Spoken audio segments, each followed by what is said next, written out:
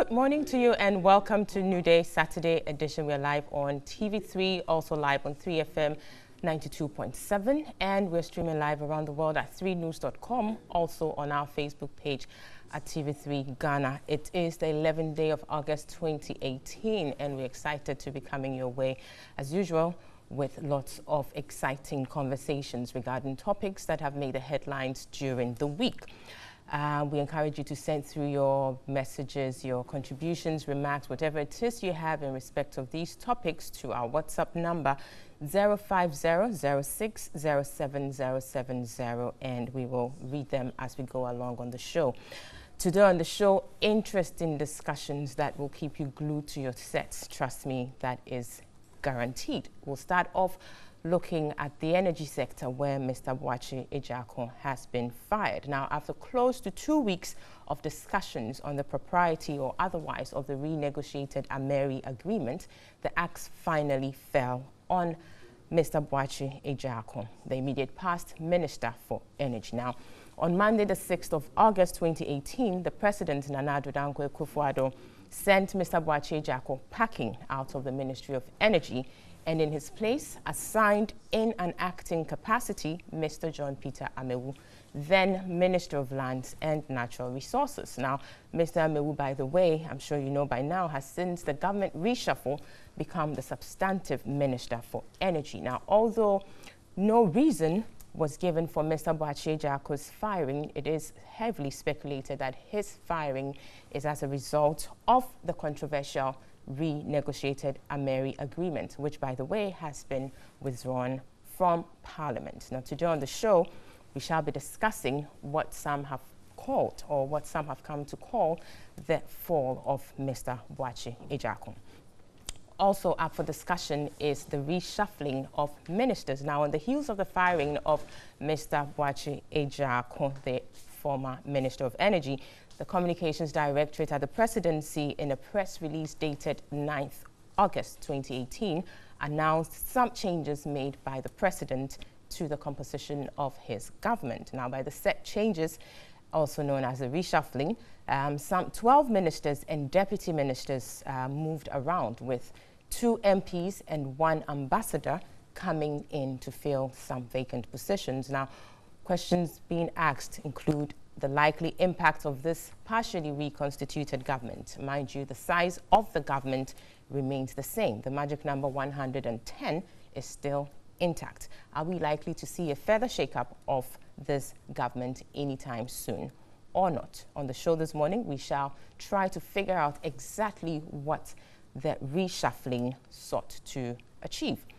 We'll also turn our attention to the banking sector, which has been under fire for some time now, and we will be looking at some details of a Bank of Ghana report conducted or compiled in 2014, which emerged this week. Now, the devil, they say, is in the detail, and indeed the details coming out so far are revealing quite a lot. Now, so after the announcement of the revocation of the licenses of the 5 banks last week, talking about Unibank, Sovereign Bank, Royal Bank, Beige Bank, and the Construction Bank, details of this report, prepared in 2014, came out this week, and the said report details what auditors have termed willful deceit on the part of shareholders and directors of defunct banks UT and Capital Bank. Now, the report also reveals that there were significant amounts of intergroup lending within the 2 defunct banks, and that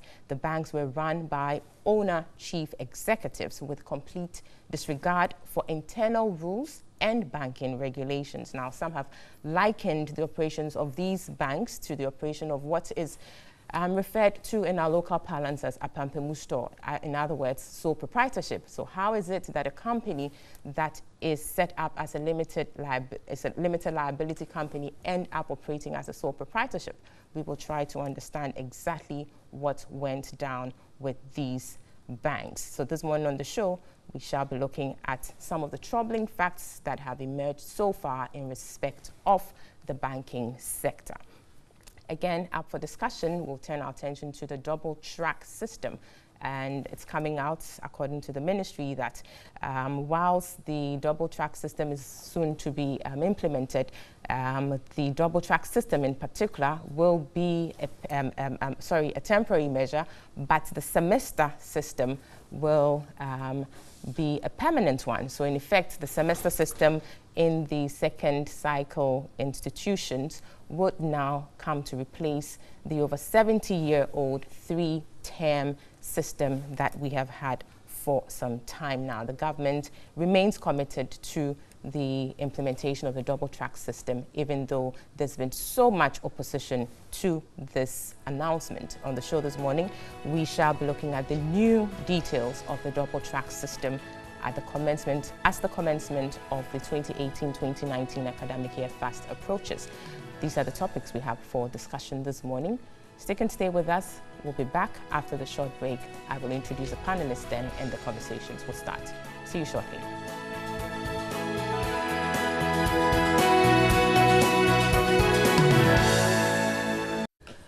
Welcome back. This is New Day Saturday edition, live on TV3, also live on 3FM 92.7, and live around the world online at 3news.com, also on our Facebook page, TV3 Ghana. I'll quickly introduce the panelists for today's conversations. From my far left, we have Dr. Ahmed Chinapo. He is a senior lecturer at the University of Education, Winneba. Next is Adams Mutawakilu, the Honourable MP for Damongo constituency and also the ranking member of Mines and Energy Committee of Parliament. We also have with us Mr. Eric Amwakuchum. He is a member of the communications team of the New Patriotic Party. And last but not least, we have Mr. Kojon Safwa Poku. He is an energy expert. Good morning to you, gentlemen, and welcome to the show. Hi, good morning. Good morning. It's great to have you here as usual. Quite an interesting list of topics we have for today. We'll start off with the firing of Mr. Boakye Jackson, who is now the immediate past Minister of Energy.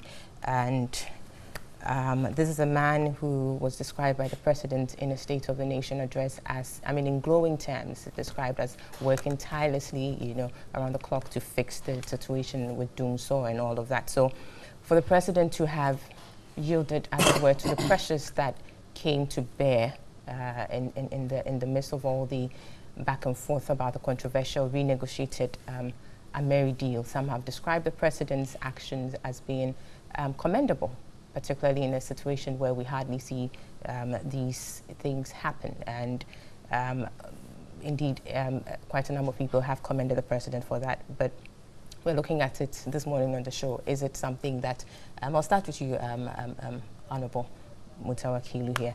What do you make of, do you share the general sentiment that indeed the President did something that is commendable? Thank you very much, and good morning to our cherished viewers, and more especially the good people of Damongo constituency. Sure. Normally, I find it difficult to just answer your question directly because you need to. When the agreement came to power, to Parliament in 2015, I was by then the vice chairman of the committee.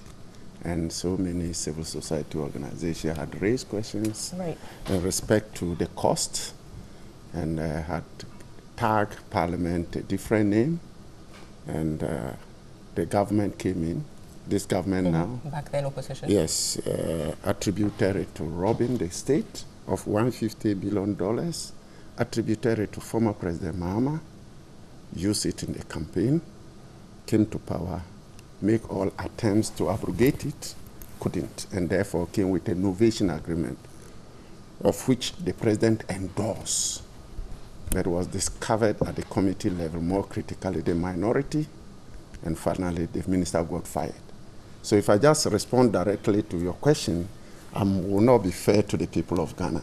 So if you permit me, I'll go back, carry it. But I believe we know all those facts. So clearly. But people still come out with the fact that former President Mahama, the $150 million was fraudulent. And we need to put the record straight. But that's according to the Philip Addison Committee report, which, was a committee that was legitimately set up to look into it. And they came up with this finding, right? When something is fraudulent, you don't come with innovation agreement. You abrogate. You abrogate it, and then you now come with a proper agreement. Innovation agreement is not an abrogation of the other one. Right. Ameri will still be settled. That is just bringing a third person, negotiate with the third person to take over and then settle off Ameri. But the committee recommended that you bring Ameri to the table, renegotiate. If they fail to come to the table to renegotiate, then you... So let me now start. This agreement, Ameri, started as a result of serious power challenges we had doing so, and of which the nation was losing over 600 million a year by Institute of Statistical, Social, and Economic Research.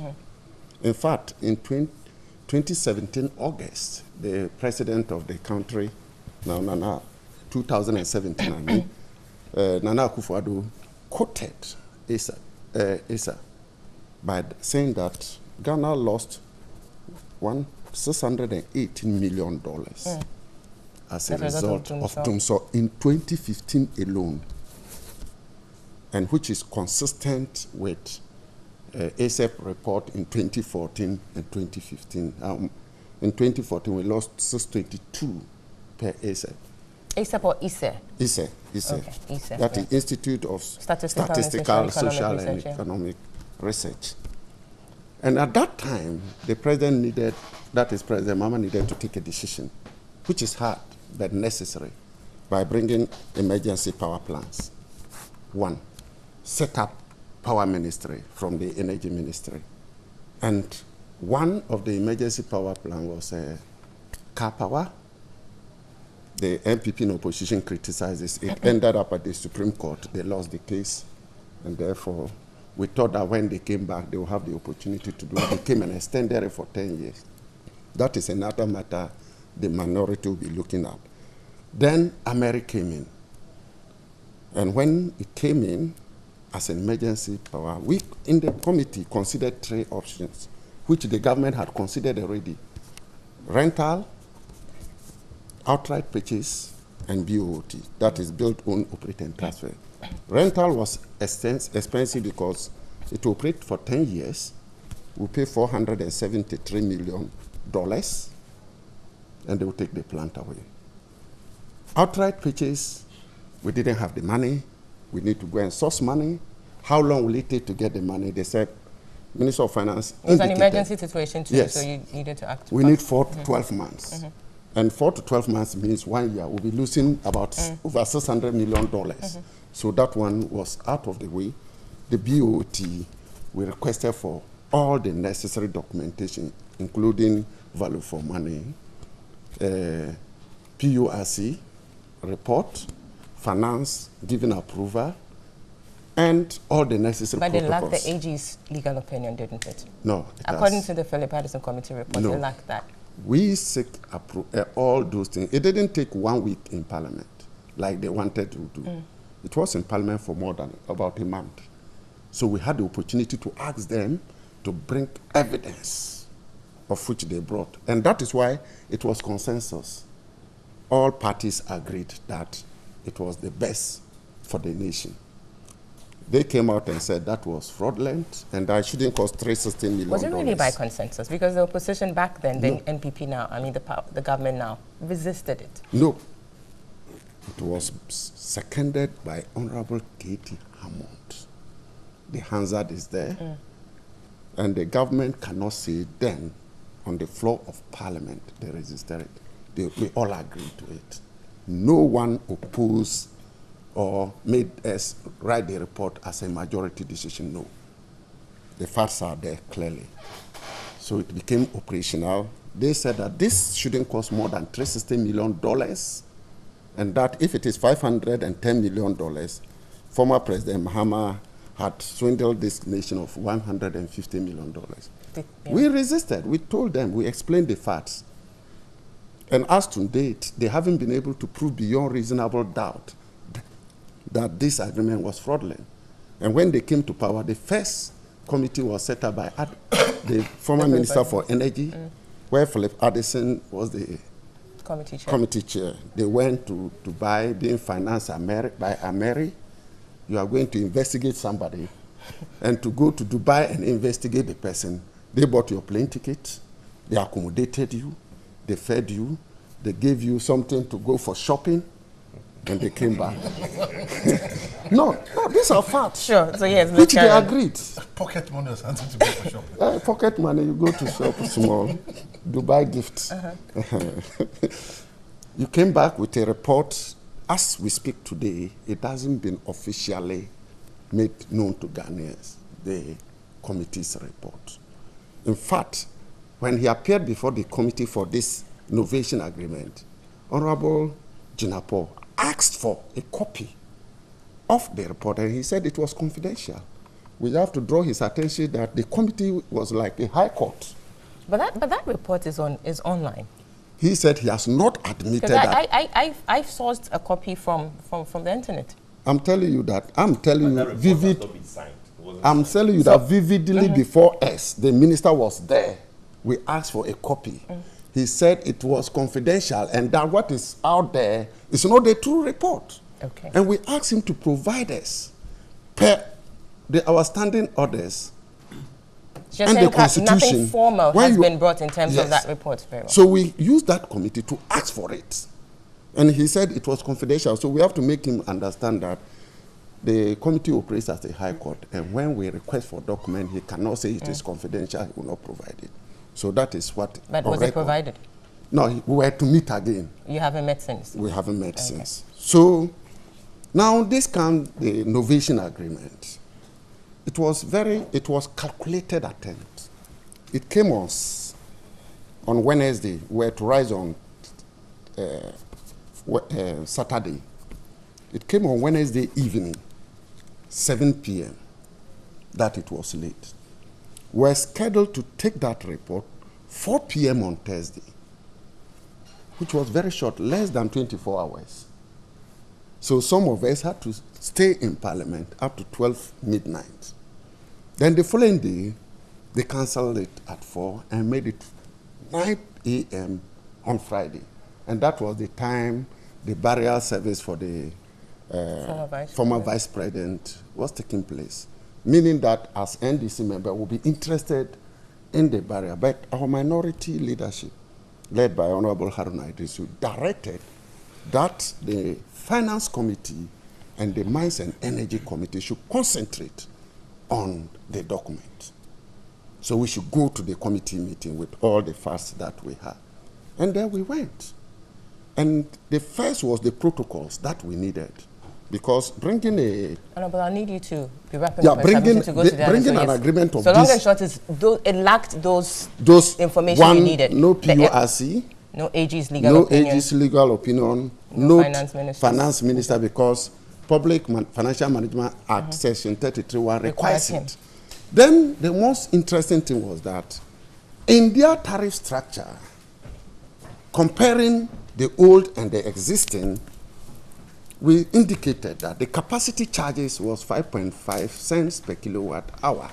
That would total an amount of $102 million a year for 5 years, after which we take over the asset. That total to the 500. But in DS, the capacity charge was 3.805. But in any case, they didn't attach an amount to this. In the old one, the amount was specifically, it was stated clearly. So I asked the question, Minister, the previous one, a year we pay 102, which is captured by your agreement. How about the new one? You kept only 3.8 cents per kilowatt hour. How much do we pay a month? So he told me, told the committee, $6,250,000 a month. So a year is $75 million. In 15 years, Ghanaians will be paying $1,125 million. The question is that, how can the same plant that you indicated clearly, that shouldn't cost more than 360, under President Mahama, you were the very person who criticized it, now came to power, and you think that the same plant should cost us $1,125 million. That was a big question. So you raised all those issues. I'm trying to, now finally, expedite this so that we realized that there was executive approval. Yes. That is an approval indicating that the president has accepted it. Then the president subsequently said he was misled. Now he... That is a level of incompetence there. And now he has fired. We don't know the reason why Mr. Ejiakun was fired, but there's speculation that it has to do with this. And the question is, do you see the president's actions as being commendable, as suggested? No, you don't. I haven't. Very well. Let me quickly go to Dr. Jinapo on this issue as well. Well, I think the question that you asked, which you put to my good friend, my MP, was whether the president needs to be commended or not. And in fact, this question emanates from what some people have said, that the president needs to be commended. I'm not going to go into the details of whether the deal is fraudulent. He's given us, and I think most Ghanaians are very much aware of it. I don't think the president should be commended. I don't think so. I don't think so in the sense that knowing the president and knowing Mr. Ejiakun, where they've come from, the kind of chemistry they have, I don't think this was an easy decision taken by the president. And sometimes when I hear people make all kind of commentary, I think it's... And that's what perhaps people are saying. No, I'll get there. Because, I'll get there. I already started by saying that I don't think he needs to be commended. Because even just to answer it quickly, he had no option. By virtue of the gravamen of more or less, quote and unquote, offense that has been committed by the minister, either knowingly or unknowingly, the president had no option. In fact, I listened to the MP, and it will interest you to note that if you have followed the story, the VRA Staff Association, led by one Cephas, who is the association head, raised these same concerns. And in fact, they threatened and they requested that the minister needs to be fired. And the evidence was so clear. So what could the president do? And that is why I indicated that the president... But instances where there's been such backlash against certain people or certain offices, but which I mean, one? on the top of my head, I can't what was the ramification? Definitely, I could pull that. I'm just saying. No, what was the ramification? Because as a president or as a leader, you are not only an executive leader, you are also a political leader. And in 2020, you'll be going for elections. If the president had allowed this to go under the bars, he would have paid dearly for it. He would have paid dear because the evidence is so glaring. I mean, when he was giving the explanation, if you're a layman, you don't know anything about it, you know very well that something untoward had been done. Because if you're talking of 360 million to 1 point something billion, the difference is so huge. And that is why I asked, did he do it knowingly or unknowingly? Was it more or less influenced by a motive to dupe the country, or it was sheer negligence or recklessness on his part? Either way, no excuse. Either way, no excuse. And moving forward, I think instead of us commending the president for taking this action, which in my estimation he had to, I think it is about time that we have a Jubilee House legal counsel. A Jubilee House, even though we have Attorney General, yes, but we need somebody at the Jubilee House who will advise the president personally on issues of this. It happens in the United States. We have White House legal counsel. Bureaucracy, don't you No. We have. Look at the difference. Look at the difference. If people had not been elected, he's telling us they had to go for the former vice president's funeral. They were called. I mean, anything could have happened. And what would have been the consequence?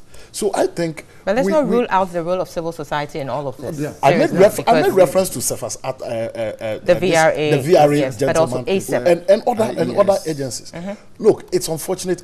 It's so sad that Mr. Ejiakun happens to go through this. He's somebody that at least he's been in the political and public domain for some time now. There's no doubt about his competence when it comes to the way he's spoken toward the energy issues in this country. And even, I mean, his tenure has not been that bad. There's this debate as to whether he contributed to the end of doomsday or whatever. But at least I, as somebody who pays tariffs, knows that electricity tariffs under his regime has come down to a reasonable extent. It's stable now as well. It's come down to a reasonable extent. So for him to get himself involved in this, and for him to be fired in this manner, based on such accusations, I think it's unfortunate. Quickly, last one, do you think he should have perhaps resigned? I mean, done the honourable resign? Because we don't know the details of all these things. If you remember, he said when the dust settles, he's going to speak. But if it is true that, one, he was negligent, two, he had some bad intention to dupe the country, then I think he needs to be, the law has to take its own course. I mean, serious investigations has to come into this issue. And it's not just as simple as resignation. If a minister is put in jail for causing financial loss to the state, which in most instances is not even about what? Stealing or whatever, but by the actions and inactions of such a public official, he's put in jail for causing financial loss to the state. I think this needs to be investigated, and not just investigated, if he's found culpable. The necessary he needs to be prosecuted. Very well. Let me go to Kojo Nsofapoku here. There are those who are saying that, well, the presidency cannot, you know, seek to absolve itself from all of this because as we all know, there was this executive approval. Questions are being asked. What went into that approval, for instance? What considerations, you know, were given to that whole process before the approval was given? So then the next thing then is, should Mr. Jaco perhaps be the only one taking the fall? Should it be him alone out there? Because clearly he couldn't have done everything on his own. Okay. If we are all aware that an executive approval was given, which means that it didn't go to the full cabinet session where other ministers would have to ask questions. He went to the president with his documents and convinced the president. Look, I've said this over and over for the past week that the president cannot calculate per kilowatt hour. The president doesn't understand megawatt hour. He doesn't have to. Okay, that is why he appoints ministers in various sectors. And in those ministers, there are technocrats, there are civil servants who are well knowledge in these areas. So when the minister took his document to the president and briefed him, gave him the assurance that we are saving $400 million, gave him the assurance that the deal that the people in the ministry has worked out is the best, because the minister in front of the president is talking to him as the whole sector. So the president has no reason to doubt his minister. Look, executive approvals are given all the time for things that goes to parliament. The honorable here can attest to that. It's never a case where the minute a minister comes in front of the president, especially with the urgency, the timeline that we've been told, this thing was done, it has to go to parliament. And but the question is the so-called urgency narrative justified? Well, the minister. Is it really the case that it was an urgent situation? Yes, the minister brought about this urgency. The minister came and said that if the deal was not done by a certain time, there was a window of opportunity, and Mary will walk away because Mary had given them a certain window to negotiate this. Bear in mind, there's an amount of money they've been asking for that they are owed. So the minister brought about this urgency also. I'm against that urgency. I don't see why things should be rammed down Parliament's throat, and within, like my honorable friend said, within a certain short time, they are to sit early morning, in the evening. It's not necessary. But the minister, again, brought up this narrative that there is an urgency. So he goes to the president. That's why he couldn't wait for the full cabinet session. So he now convinces the president to give him an executive approval, which the president did, based on the narration the minister gives to the president. But then there are certain documents that should have ordinarily gone together with this report. Now, question is... those documents that everybody talks of runs in parallel.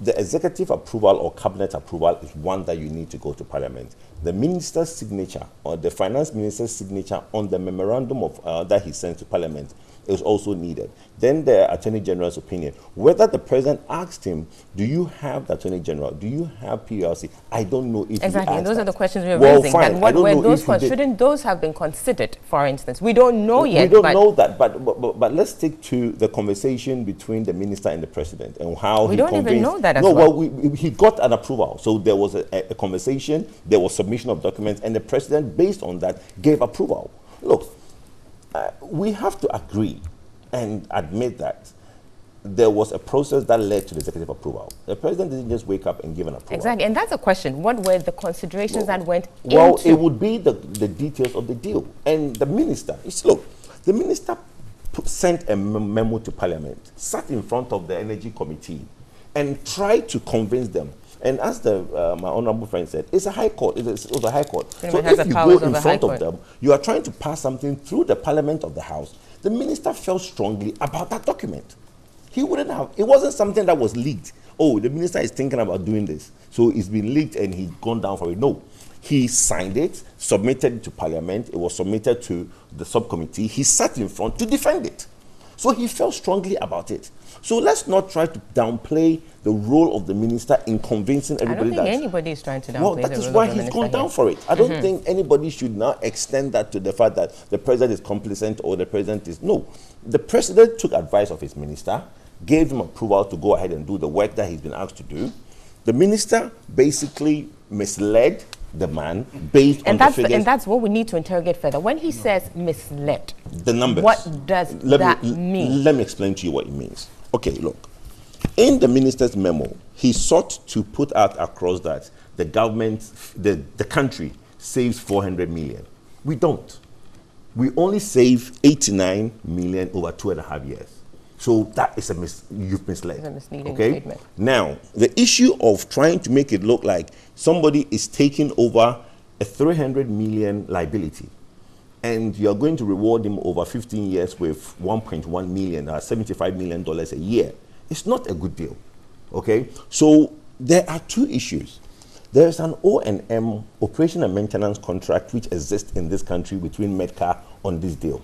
That O&M contract, even if after 5 years, the machine becomes the property of VRA, Medcar will still run that plant on behalf of VRA. So it wasn't, people seem to think that after 2.5 years, the machine now goes to VRA. Isn't that for 5 years instead? After at the end of the 5 years. At the end of the 5 years, the machine becomes the property of VRA, right. But it will still be run by Medcar, okay? And there is an O&M variable in the capacity charge that takes care of that running. So all the issue of if the new company comes in, Miscellaneous comes in and take it for 15 years, it was just a repetition of an act. So to me, again, he has misrepresented the fact. You understand? So to me, it is on that the president felt that, look, what you came to me to convince me with, it's not the fact that I have now been told afterwards. So I don't see how the president cannot be commended for taking an action against his minister. And my brother, General Paul, said that if you know the relationship between the president and the minister, it's very close. So for him to have taken that decision, it wasn't an easy decision. It means you should commend the president. Well, he says he doesn't think so, but I mean, that's his opinion, which is fine. But still, to push it further, and then I come to Eric here, you said clearly that the president, I mean, when it comes to energy issues, of course, you don't expect him to know everything. Clearly, we don't expect. It could, I mean, it could have been any other person, you know, in that seat. That's why you have an Attorney General's department to consult in respect of matters like this. It's an agreement, for crying out loud, that you're getting into. Who best to consult than the Attorney General? So the question then is, shouldn't there have been the need for the presidency, not the president, but the presidency, to have inquired, where is the AG's report or legal opinion, for instance, on this? But to assume that the word of the minister is, you know, the Holy Grail, for instance, is quite problematic, because only God knows how many agreements are going in that shape and form. Okay. Now, let me give you the timeline. The 23rd of last month was when the letter from the minister's office went to the president's office. Then a reply came back on the 24th. On the 24th. I think it's the 24th. On the 24th. Yes. The reply came back on the 24th. I think it's dated 25th, right? The reply is dated on the 25th? 25th, yes. Okay, so on that same 25th, it was laid before Parliament, because the 25th, if the Honorable is saying it came on a Wednesday, the 25th is a Wednesday, so it came on the same day. So we are looking at a 2-day span when a submission is being made to the office of the president, a reply comes in and laid before Parliament on the Wednesday. Parliament was raised on a Saturday. I wasn't there when the minister spoke to the president, but I can assure you that with this timeline, you can assure that he must impress on them that this is urgent. Very well. Speaking of the timeline issue, let me just move to Eric then. Again, I come back to the question about this narrative about the urgency of the situation. Was that really the case? What was so urgent about this arrangement? Well, thank you very much. We already had a 5-year agreement going anyways. Well, thank you very much. Good morning to my friends and in-laws on this August panel. You're disclosing things. I am. You know, I have to, otherwise I will be in trouble. Yes, you should know that. All right. Well, it's very instructive, and also I'm learning a lot. And I'll take it from a totally different perspective. And I'm glad that my honorable from Damango took it from a certain sequence. And that is exactly what I'll try to do. You see, the very genesis of this Ameri deal would be, if you like, would boil down to the fact that we had a government that bedevil this nation with what has been now Christian doomsday, and it's actually found its way into the lexicon. Now, after almost 4 years, a government decided to activate an emergency power solution. And in my small, the small site that I went to, when they say something is emergency, in our intents and purposes, it should have been done way earlier than that. But, I mean, for what, I don't know what the reasons were, we decided to enter into a deal with Ameri. The same experts, civil society organizations, commentators, and all of those things came out categorically to say that that Ameri deal was a bad deal, even way before it went to Parliament. Now, if you juxtapose that to the decision of the president that actually led to the relieving of Mr. Ejako of his position as energy minister, that should tell Ghanaians clearly that there's a clear distinction between the NDC government and the NPP government. Because, I mean, if you go in by that logic and by that analogy and the sequence of things, then the president has done what most presidents, or if you want to compare, President Mahama didn't do, which is after the processes had gone even to him for an executive approval and it's gone to Parliament, and even the minority and other various CSOs had come out to state that that was a bad deal. Apart from being a bad deal, Ameri itself as a legal entity at the time was brought into question. And certain dealings that had happened somewhere, I think in Scandinavia, Sweden, on all of those of entities or people who were key players in Ameri also came to the fore. But we nonetheless went back to the table to renegotiate with them. I'm coming there. Right? Now, if you come full circle to the issues surrounding this latest innovation agreement, I believe strongly that given a position of responsibility, sometimes the onus lies on you to make sure that you are always probably 110% or 200% above reproach. And that is a sort of responsibility that we give ourselves as public officers or people who decide to do politics and go into governance. I would not sit here and ever think that Mr. Ejako did this in bad faith. But you see, when you're in government, or the president is minded by the fact that he's there to govern this country, and certain things happen and it's meant to be a distraction, or causes some sort of aberration in the way you want your government to be perceived and the way you want things to be done. Normally, any president will be decisive enough to say, okay, this individual should step aside. That does not mean that something untoward had happened. And again, I even look at it from the perspective of Parliament. And I'm surprised that today they're splitting Parliament between majority and minority. Once it goes to Parliament, and it goes through the process that it has to go through, where it has to go through the committee level. And that is where the scrutiny is actually done. Now, this whole idea of it being an emergency is neither here nor there, because if it doesn't go through the committee process, the reason why it is important is I mean, because it went under a certificate of emergency. I mean, it had to be, the scrutiny, of course, wouldn't be as much as if they had a longer period of time, and that's why it's worrisome. Commendation, whilst the commendation goes to the president for taking a second look at the particular document, I also believe that commendation should go to Parliament and the members of that particular committee who are both NPP and NDC. And you see, we always beat ourselves as a people, even when it comes to our fledgling democracy. And I believe that that has actually enriched our democracy. And we should pat ourselves at the back.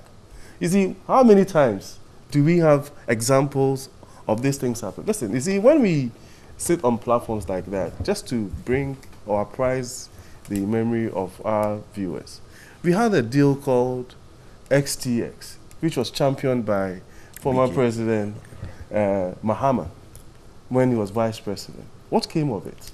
Everybody in this country cried that it was a bad deal. They still went ahead, signed the deal. It ended up that not a single building was built to that effect. But ask him how much money Ghana actually spent on that, even just to do with insurance and penalties and all of those things. You understand? At a point, we had our sovereign guarantee floating about in Nigeria. May I come in? I mean, quickly? I'm just using it as an example. I get it, but may I come in quickly just on that note? I mean, the context within which the Honourable talked about the fact that, or said he didn't think the president had to be commended in this, is the fact that the NPP came in and said, this deal is a bad one. Let's make it better. So you had an opportunity to make it better. It didn't turn out that way. So on that basis, and looking at the antecedents, then, in his view, that is how he concludes. We wouldn't be having this conversation if even the majority or the MPP government had decided that because we have the numbers in Parliament, for instance, regardless of what the recommendations are, regardless of what the fallouts will be after going through that process, we will still use our numbers to do so. We could have done that.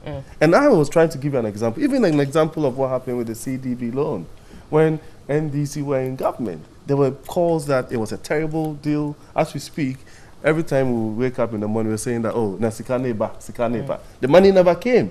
And even when it did, it didn't come in the manner that we actually expected. We had to go back and renegotiate it.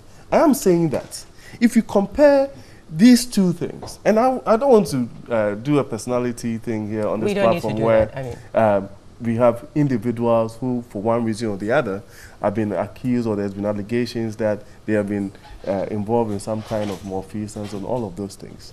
And the president had let them go so that investigations will be done, right? And that, for me, is the right thing. It's commendable. It's the right thing to be done. But you see, when you do an analysis of where we are today in terms of even our energy sector, I think that, and my good friend spoke about the fact that I think that the former energy minister, Mr. Ejako, should also be commended for making sure that even for nothing at all, we are able to sustain the energy sector. We don't have the incidence of doing so like it used to be. We've been able to even manage the sector in a manner that some of the tariffs have actually been reduced. And if you think that is even just a marginal reduction, go and ask people in the manufacturing sector, for instance, people in industry, and they will tell you that even a 5% or 10% reduction in energy costs goes a long way in terms of supporting their margins and all of those things. So that is the conversation we should have.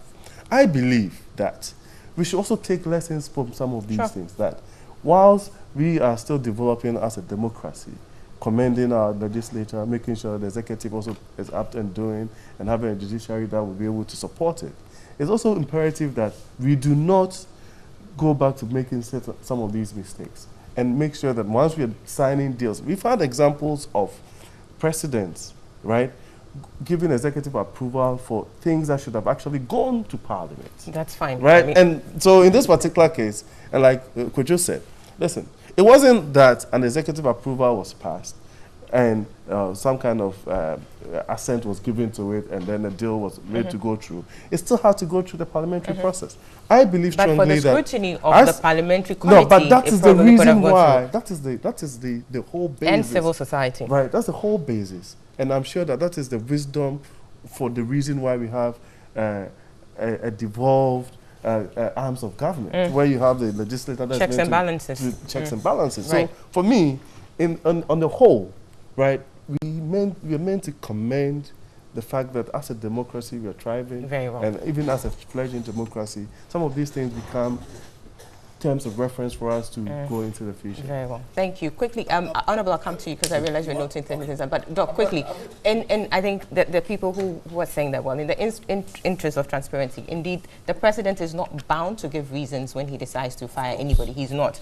But looking at this particular situation, perhaps we would want to know exactly what the president meant when he said he was misled. Misled in the sense of what? Exactly. As it is now, we're all speculating. Because just said those things, but... Was there a commentary from the president categorically to say that he was misled? Well, it was reported by at least Daily Guide. I saw that in Daily Guide. I saw that in the Statesman. And those are... You take Daily Guide as the mouthpiece of government. No, but unless you're denying that the president was misled. No. The point is that if you say that the president said he was misled, that's what is out there, reported by Daily Guide, reported by... But if we don't think the president is misled, then the alternative is worse. Totally, exactly. I agree with that. Come on, listen. I get what you mean. The only logic we can conclude is that he was misled. If not, then it's worse. That's fine, Kojo. Okay, Eric, I get what you mean. My point is that... Are you denying? We're talking about two different things. No. My point is a very good simple. point. I'll come to you, Doc. Right, my point is very simple. That if you make a categorical statement that the president made that decision because he was misled, and I am saying that the president has not, nobody from the presidency has come out to say that. Listen, we listed a plethora of things, and I'm saying that if you go through a process whereby it creates a certain sort of distraction for government, or it turns out that certain things have happened that should have gone through the right processes. For instance, getting the recommendation from the Attorney General. Right. For instance, getting the Finance Minister to sign. These are clear things that maybe as a Minister of Energy or as anybody that is actually minded by the fact that you're setting certain things to Parliament, you're meant to do. But to say that President has come out to say that okay. Simple thing. No, could you just so Eric is saying the president wasn't misled. That's not what I'm saying. But can we, civil society, say that the man tried to mislead or the man misled Parliament and the president? Can we say that? Well, you can say it, but you can say it, but whether or not that is you can say it, but whether or not that is what happened is another thing. No, for him to sit in front of Parliament and try to push that deal through, that was misleading. Okay, with certain facts, that's fine. On the savings, Eric. That's fine. I think we can rest it there. Let me quickly go to Doc. Let me quickly go to God because the misleading issue will take us on and on. Let me just go to Doc quickly. About whether the president was misled or was not misled. I mean, in fact, the firing of Mr. Jakun was not done or did not just happen out of a vacuum. There was a whole narrative and occurrences that preceded his firing. If you remember, the whole period of about 2 weeks or yes. more. So this whole issue pertaining to Ameri Boakye Jaku's involvement, the president giving executive order, and you just showed that it went to what did they call it, Parliament. It was not just a day; it happened over a period of time. And if you remember, I think a day before Cabinet met on this issue, the statesman came in to say that the deal was going to be cancelled because the president was what? Misled. That was when the first word misled came out. And I don't think the president was misled. If you look at the trajectory of events, one, the whole deal never went to what? The Minister for Attorney General for what? For approval. The Finance Minister was not involved. I think there's another organization that is supposed to have oversight. PRC and all. PRC. And value for money. Yeah, value for money. When it went to the president, for the president to give his executive approval, when it went to Parliament, you can see that there was an orchestration or there was a conspiracy. A perceived. Do you understand? So if you ask me, I think the president was hoodwinked. He wasn't misled. He was hoodwinked. He was tricked. But hoodwinked and misled. No, they are different. No, they are different now. No. Listen, okay. When you mislead, you was hoodwinked in the sense that if you look at the activities and the timing, and that is why I've said, look, we need to have a serious investigation into the motive of this whole arrangement. Because as what's his name, my brother, not Eric, Kojo said that if you look at the person of Nanado, the relationship he has with Boakye Jackon, he being a minister, I don't think the president will be that interested in going to find out, hey, did you take it to the Attorney General? Did you take it to the Finance? But if that's what procedure requires, shouldn't we do that? Yes. So that it should be more than listen, let me finish. A professional thing. The personal should not, yeah. It is, but we are talking of his minister. He trusts him. You understand? All things being equal, that is why I said that, look, moving forward, it is my recommendation that there needs to be somebody at the presidency who must take a second look at these issues. But the president trusts him. He's worked with him for a very long time. But that's why you don't leave things to agreed. On the hindsight, you need to check on the hindsight, your checklist. On the hindsight, that is why I find it very difficult and hesitant to say that, look, the president needs to take the blame for giving an executive approval. It could have happened to me. It could have happened to anybody. The president, the backstop with him. Agreed. He takes responsibility. And that is why I said that, look, because of that, I am not going to commend him for firing Boakye Jackon because he has no option. He has no option in this particular circumstance. My brother Eric talks about XTS and CDD. Quickly learn But what was the consequences of those actions that were taken by President Mahama? He got fired in 2016. Yeah, but and if Nanado had not, this whole issue, let me finish. This whole issue of people being commended for doing their job. If Parliament had not, Murtala Wakilu had not, sit down to interrogate this particular thing, to the extent that this deal was passed, then he had no business sitting in Parliament thinking what? Salary. It's his job. The job of the president is to civil society. I agree. The president said he was going to protect the public purse. Yes. And that is why we voted for him. So why would we be commending him when he's doing his job? Citizens were citizens and not spectators, and that's how come we are where we are at. Citizens should also be commended. And ASEP who are commended, agreed. Anyways, but Parliament and people who are paid. We will take a break. When we come back, we'll have Honorable's reaction to these conversations. Other topics we've lined up for conversation this morning. See you shortly.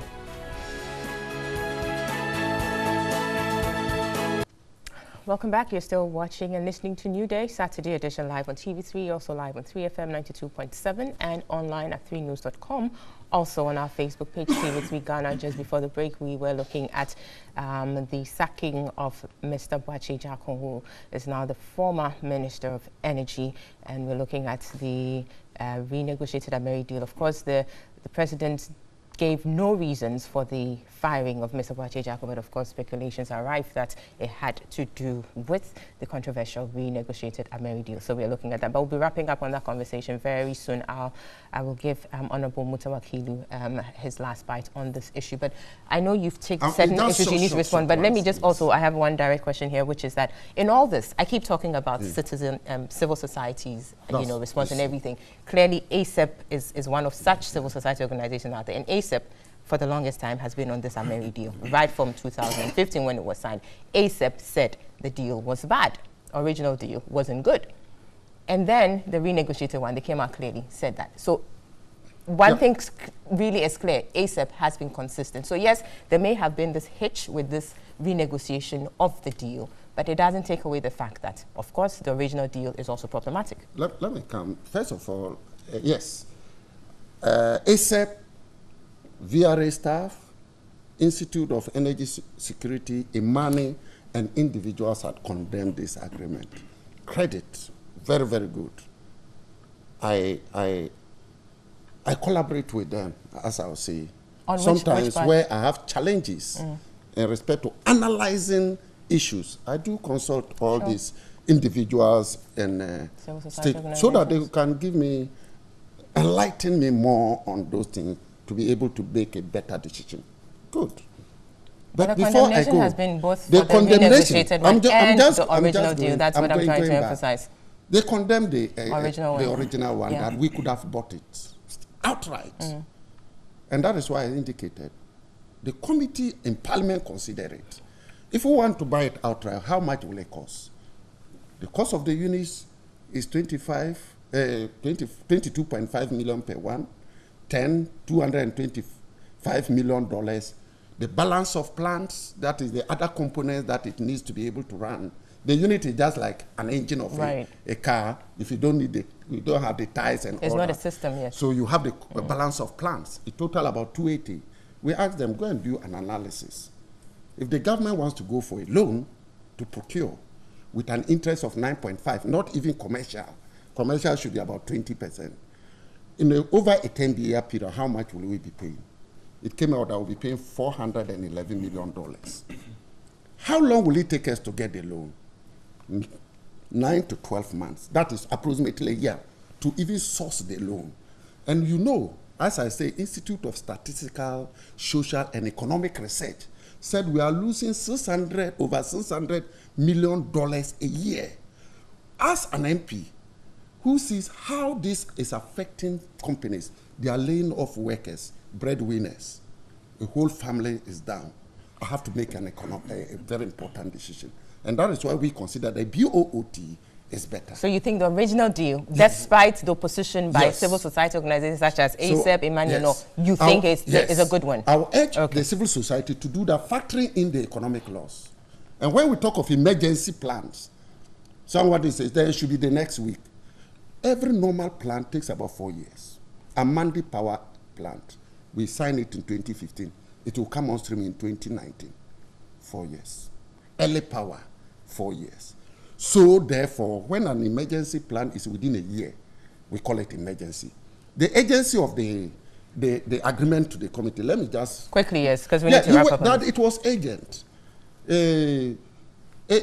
America had given a window of hope. I don't think so. It wasn't agent. I believe that the presidency managed to calculate the time we're going on recess and brought it. And let me say why it's not agent. America came out that they were not consulted in this agreement, which the ministry hasn't discounted. So what is the agency of it? 2, at the committee, my deputy ranking member, Honorable Delasua, asked 2 questions. And it's based on this. Is America aware of this deal? Have they agreed to it? The minister said yes. Do you have a document? No document. So we asked him to provide it. 2, was America given the right of first refusal? They couldn't answer it. So these 2 questions indicated that there was any window of hope from America. No. So there was no need for agency. Even under critical conditions, where government was going through doom so seriously, President Mama still followed the necessary protocols. Why is it that a contract that is already 2.5 years becomes so urgent that the president could omit those protocols? That is the question we should ask. Very well, Honorable. I think we need to. So I believe that it's a castrated plan by the presidency to do Ghanaians. My brother made operation and maintenance.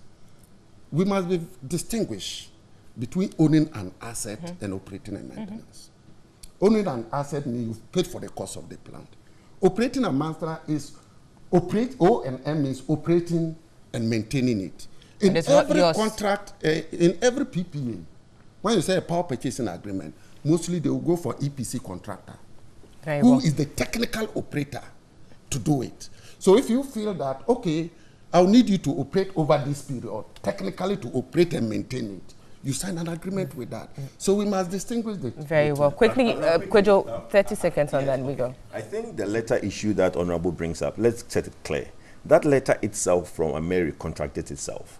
The first paragraph of that letter contradicts the second paragraph of that letter. So I don't think America cannot when they say said they that didn't know anything about they were aware, because the agreement was sent to them to peruse it. They were aware. They gave somebody an authorization letter to. So that one we can put to bed. Right. Secondly, I think you see this issue of most people, when they talk about the bad America deal, they're trying to make it look like it's a 150 million. That is a problem. Honorable, the 8 cents per kilowatt hour that you guys give for fuel in that America deal is the biggest problem.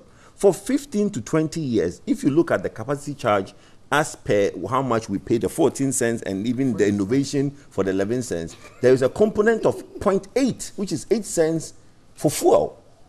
And Ghanaians are paying that for the next 15, 20 years without, even if fuel can be 5 cents or 20 cents or 10 cents, we are paying 8 cents. It's been hedged for 20 years. And that is a problem. Very well. But I think the conversation can go on and on and on, Yes, but we need that to has also no move on relation to to the other cost. conversations. We're quickly moving on now to look at the reshuffling of ministers. So the president this week announced that his a recomposition of his government, and we will be looking at the issues that have come out since that announcement. We've seen a number of ministers move from one place to the other, some ambassadors coming in, some ministers going out to take up ambassadorial positions and all of that. Quickly, I'll take your perspectives on this. Before I take your perspectives, let's listen to, I believe, the Minister for Information Designate, Honorable Kojo Ponkroma, who spoke to Bright earlier on in the week. Let's take a listen. We have always explained that, first of all, we hear everybody in good faith when you say that you think the size of government or the size of the ministers is large. We hear you in good faith. But we also understand that what you are saying is that you are afraid that it will be an undue burden on the public purse.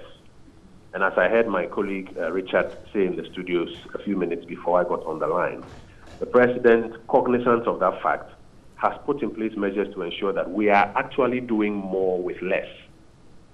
The ministers, as have been appointed by the president at this point in time, are not costing us what we fear. Because, as has been mentioned, about 60 to 70 of these ministers are members of parliament, and they don't cost us any extra. With this number, that is how come you have seen in the first 1.5 years our ability to deliver on the first part of the agenda. We hear you in good faith. Where we have to do those adjustments, the president is never scared to do those adjustments. This president is a president who takes even the most difficult decisions. Where we hear you and we can achieve the objective in another way so that it doesn't cost us money, but we get enough people to deliver on the mandate as well, the president ensures that we do so. Some have suggested that there is a rift, a seeming rift between you and your boss, and that his moving to the inner city and Zongo ministry is a demotion, and yours is a promotion. Absolutely not. It was the Honorable Dr. Hamid who told the president, when the president asked him that choose one out of the deputies that I'm going to give you. You choose one slot, I'll give you a few more.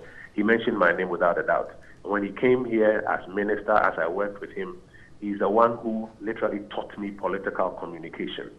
And indeed, when the president assigned him a new role that he was going into and asked him, who can replace you, again, he mentioned me. Great. So that was Minister for Information Designate, Mr. Kojo Ponkroma, there speaking to Bright Marfo there. And we will be looking at the ministerial reshuffling. So, Eric, I'll start with you. What is the president seeking to do with this reshuffling? Well, again, I think that after the relieving of Mr. Ejakon from the Energy Ministry, the President asked Honorable Amewu to act in a temporary state. Right. Then a few days later, made him a substantive minister, which necessitated that some other people be moved as well. I'm particularly. Just saying this came about because of oh, what happened in the energy I'm ministry? just, you know, I mean, just that would have just been just one move. But I'm particularly happy for the promotions as well. The fact that my honourable good friend, Honourable Oponkroma, has been now made a substantive Minister of Information, and again, Dr. Sheikh Hamid is also going to the Zongo Ministry. They're all my very good friends. And then all the other people that have actually been given new portfolios. It's one of the things that the president seeks to achieve by making sure that people with the right expertise are given roles that will be most useful, and you can optimize the sort of expertise that they have. And I believe strongly that that would suffice. Of course, there was some kind of speculation as to who was going where, and I mean, and I felt that, I mean, a lot of people were trying to second guess exactly the intentions of the president, but the Constitution also mandates him to make these decisions. And the fact that at the end of the day, if the good people of this country would want to see how well the NPP has done, will boil down to how well these ministers will do. And I think that nobody has lost sight of the fact that they're being watched keenly, and it's imperative that they operate in a manner that would inure to the benefit of this country. You have Madame Otiko Jaba moving, you have some deputy ministers being promoted, and the Honorable Regional Minister from the Bonga half will come into Lansing natural resources. That, again, speaks to the fact that the president also wants to continue with the fight against Galamsey and making sure that whilst Mr. Amewu has moved to the Energy Ministry, Mr. Chairman also comes in there and supports that particular agenda, plus other things that... Now, speaking about Mr. Asuma Chairman, yeah. I find his move quite interesting in the sense that, I mean, I don't think it's secret that Mr. Asuma Chairman has had a lot of allegations leveled against him coming from people within the party itself.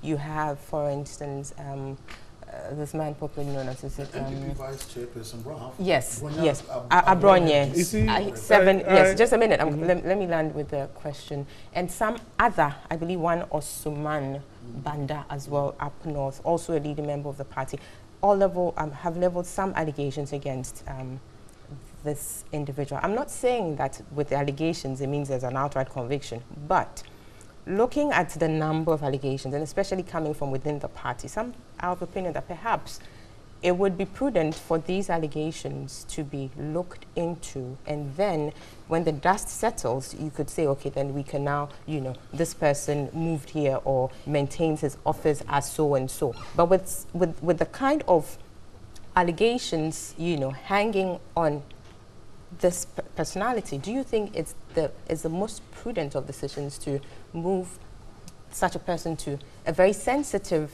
sector like the lands and natural resources, where you talked about the fight against Galamsey? We are having a difficult time with the fight against Galamsey. And let me just throw it in here that one of the allegations made by Abronye, a member of the party, has to do with allegations about timber operations and all. You're talking about natural resources here as well.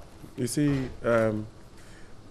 it's very, very important to also sometimes look at the Constitution, which we have here, that actually is meant to govern almost all the things that we do. It has to govern everything, and the natural justice, where we also use the rule of law. I'm not a lawyer. That's what I'm saying. Allegations do not mean conviction, but at least let's interrogate. We know this president launches committees to investigate, but this hasn't been done in respect of this man. You see, the point is very simple, right? We live in an environment where the mere fact that some allegation has been made, or somebody that calls themselves a leading member of the party, I don't even know if I qualify to be a leading member of the NPP. Well, you haven't denied the references to such people. Yeah, so but it's very key that sometimes if we don't allow these things to become distractions, if there are clear indications that something untoward has happened, this government has shown a commitment to have it investigated and dealt with. But otherwise, then, not on this one. Otherwise, then we can't probably find anybody in this country to hold any public office. Tell me, anybody in the political space that hasn't had one allegation or other made against them. I mean, I could give a number of them, but that is beside the point, that would be probably more of the exception than anything. But you see, it's imperative that people who are doing a good job, you put yourself up there to do a fantastic job. Then you would have certain elements who, for one reason or the other, by dint of their own parochial interests or other interests, would want to put impediments in their way. That should not be a distraction for the president. Now, nothing stops individuals who have clear-cut evidence against certain people to activate the processes and the institutions that we have in this country, right? But to sort of make it like a distraction, I can say that, oh, Kojo is in a good a public office, or he's being considered for a role somewhere. I'll come up with some allegations. But these allegations were made way back in 2017. Exactly. But the point is that the point is very simple, that the people who make those allegations are meant to back them by some level of evidence, or as we speak, if given the opportunity to present those. Yes, of course, and that's so. If, for instance, the individual decides that the platform for them to do so is on a public platform, so be it. But I don't want to be distracted by the allegations and all of those things. The president is mandated to do what he has done.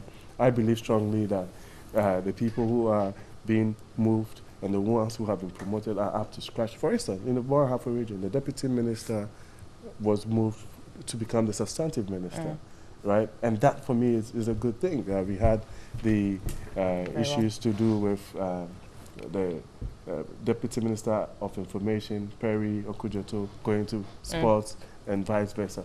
These are things that someone from the background has sat down and realized that Perry would do a fantastic job at the Youth and Sports Ministry. Pius would do very well at the Information Ministry. Let's encourage them. Of course, give an opportunity for the work to be done, and then the Ghanaian people would, at the end of the day, give the final verdict. Thank you very much. Quickly, I will go to Doc here on this.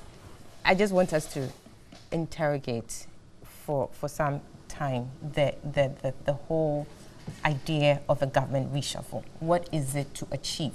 Is it to, just move around? Is it to move around people we think are performing effectively in their current position, so that they go take the same level of effectiveness to certain areas that are seen to be not performing? Or what exactly is it? Because if you look at this critically, I'm going to give an example here. The president, when he took office, created 6 additional ministries and said for him, those were the new ministries gave an indication of his priority areas. So you're talking about sanitation, you're talking about M&E, you're talking about regional, all of that, procurement and all of that. Now let's take a look at, for instance, the sanitation ministry. Sanitation is a big issue. Ghanaians have had reason or cause to complain about the filth in the country, Accra specifically. And I believe, the perception out there is that sanitation ministry has not lived up to expectation. I believe that's a popular sentiment out there. Now you have the minister in that office, Mr. Kofi Adda, now being moved to aviation. Then you have Madam Cecilia Dapa coming from aviation to the sanitation ministry. Now, if you're looking at that specifically as an example, is it to suggest that the president finds Mr. Kofi Adda's performance in the sanitation ministry to be fantastic, that he can perhaps move him to aviation to do something good there, or that Madam Cecilia Dapa is performing well at the aviation ministry, so come to sanitation to do wonders there as well? And if it's the latter, then the question then is, why do you even keep somebody like Kofi Adda? And trust me, I'm asking this not because I have an agenda against anybody. I'm just asking questions because we are interrogating the essence of a reshuffling, because people on social media are talking about musical chairs, and this isn't the first time you hear of musical chairs when you talk about reshuffling of ministers. It's a real thing. So what is the essence, really? Well, I think, Abna, first of all, your question, if you want me to provide a definite answer to it, I'm not in a position. Yes. But I share your sentiments. I share your sentiments in the sense that, I think the basic dictionary definition of a reshuffle is movements. When you reshuffle but to what something. end? Yeah, for what purpose? It needs to be situated within the context. Okay. And I think our question should even go back as far back as what is even the essence, or what comes into mind, or what are the reasons when people are appointed into ministerial positions. And I think we had an opportunity, or we had a response to that based on the manner in which Nana Addo did his appointments. If you remember, he appoints somebody like a Jacko, and he gives what? The reasons why. The reasons why, and I thought that was quite innovative and informing. And he was commended back then. Commended by that. So I would have wished that in disappointing and appointing people within the reshuffle, that same trajectory should have followed. you know. You would have given reasons. No, I mean, yes. Yeah. I mean, it's a reasonable expectation. It's a reasonable expectation. It's a reasonable expectation, given what has happened before. It was started by the president. Yep.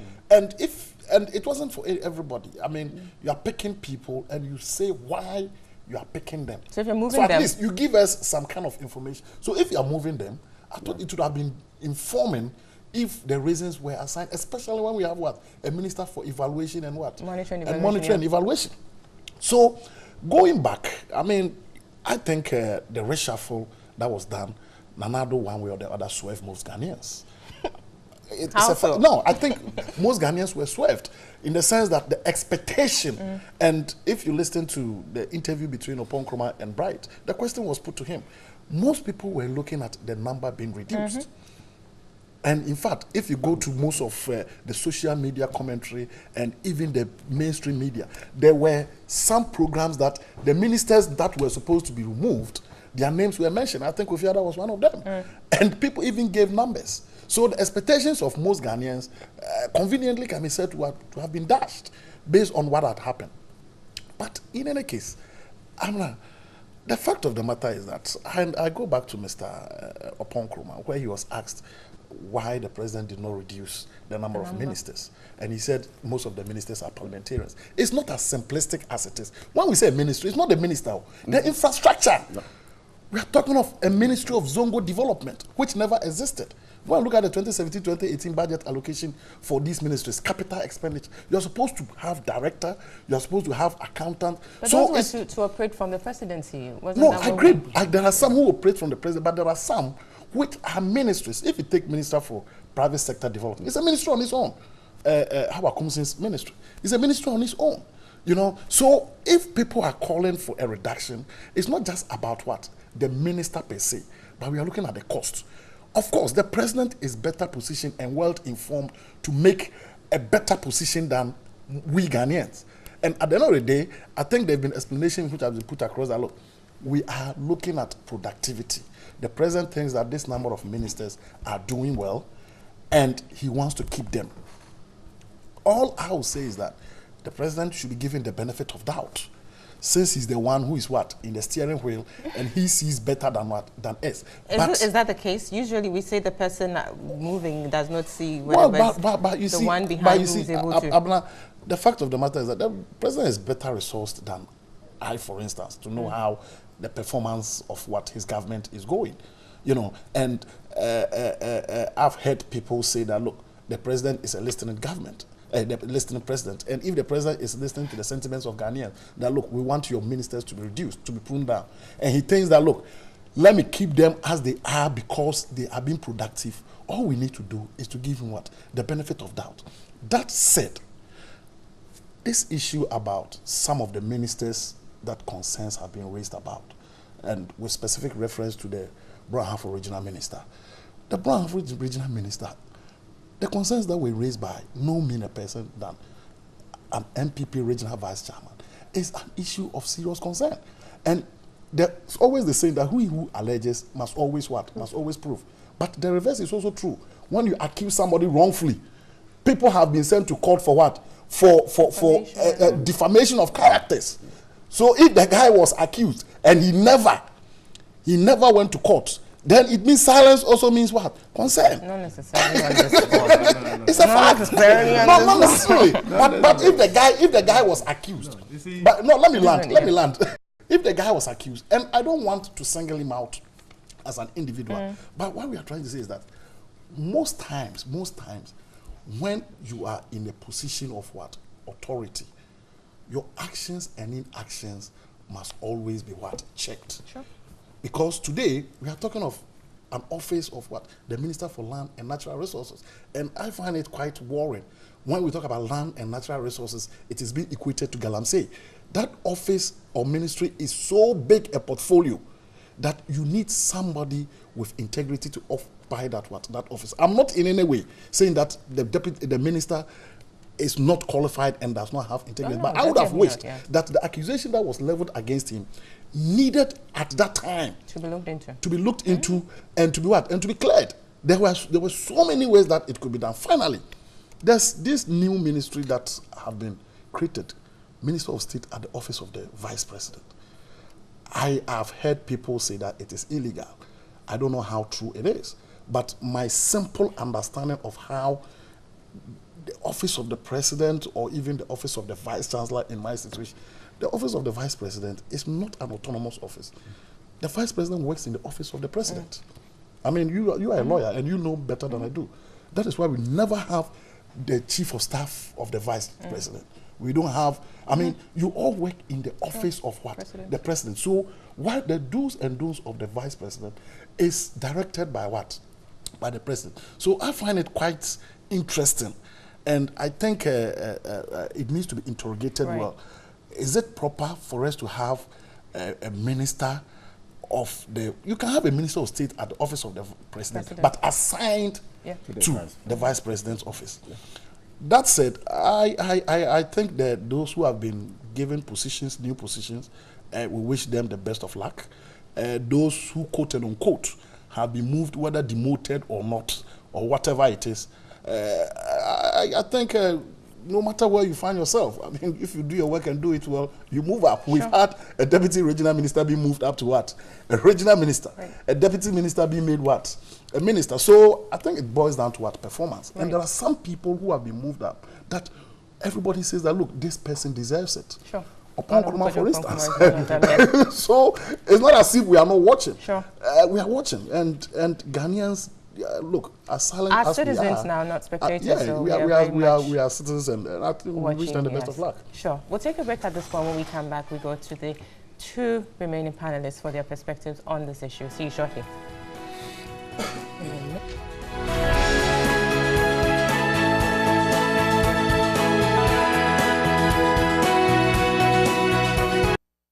Welcome back. This is New Day Saturday edition, and we're going till 9:50 where conversation will be brought to a close.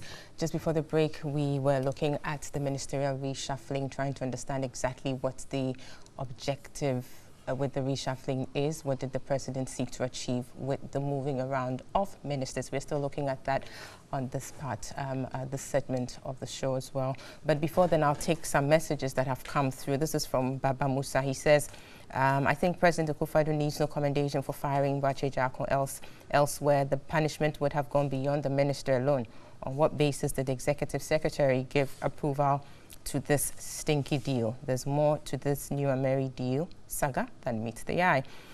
Good morning. The sacking of the energy minister doesn't demand a clap for the president. Those involved should also be sacked. With this, Nanado's corruption is exposed. Why is it that he was putting pressure on Parliament to pass the agreement? That's Tanko Abubakari in Shukura.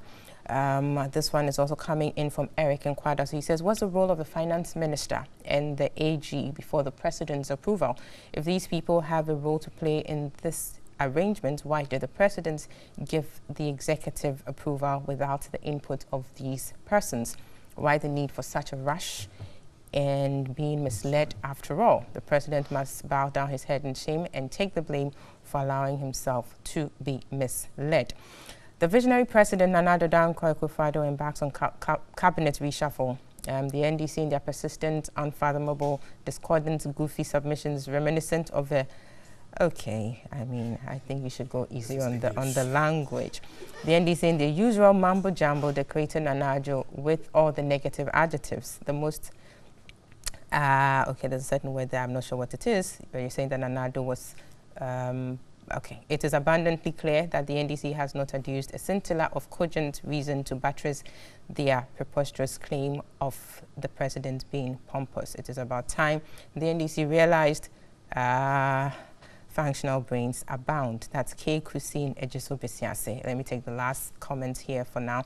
How do you commend Ejaku for this mess? This is Kafui in Buchi. You're asking that. Thanks for your messages so far. I think we can pull the brakes on here and return to the panel as we try to wrap up on our conversations regarding the ministerial reshuffling. I'll go to Honorable Mutawakilu here and quickly your perspectives on the moving around of ministers this week.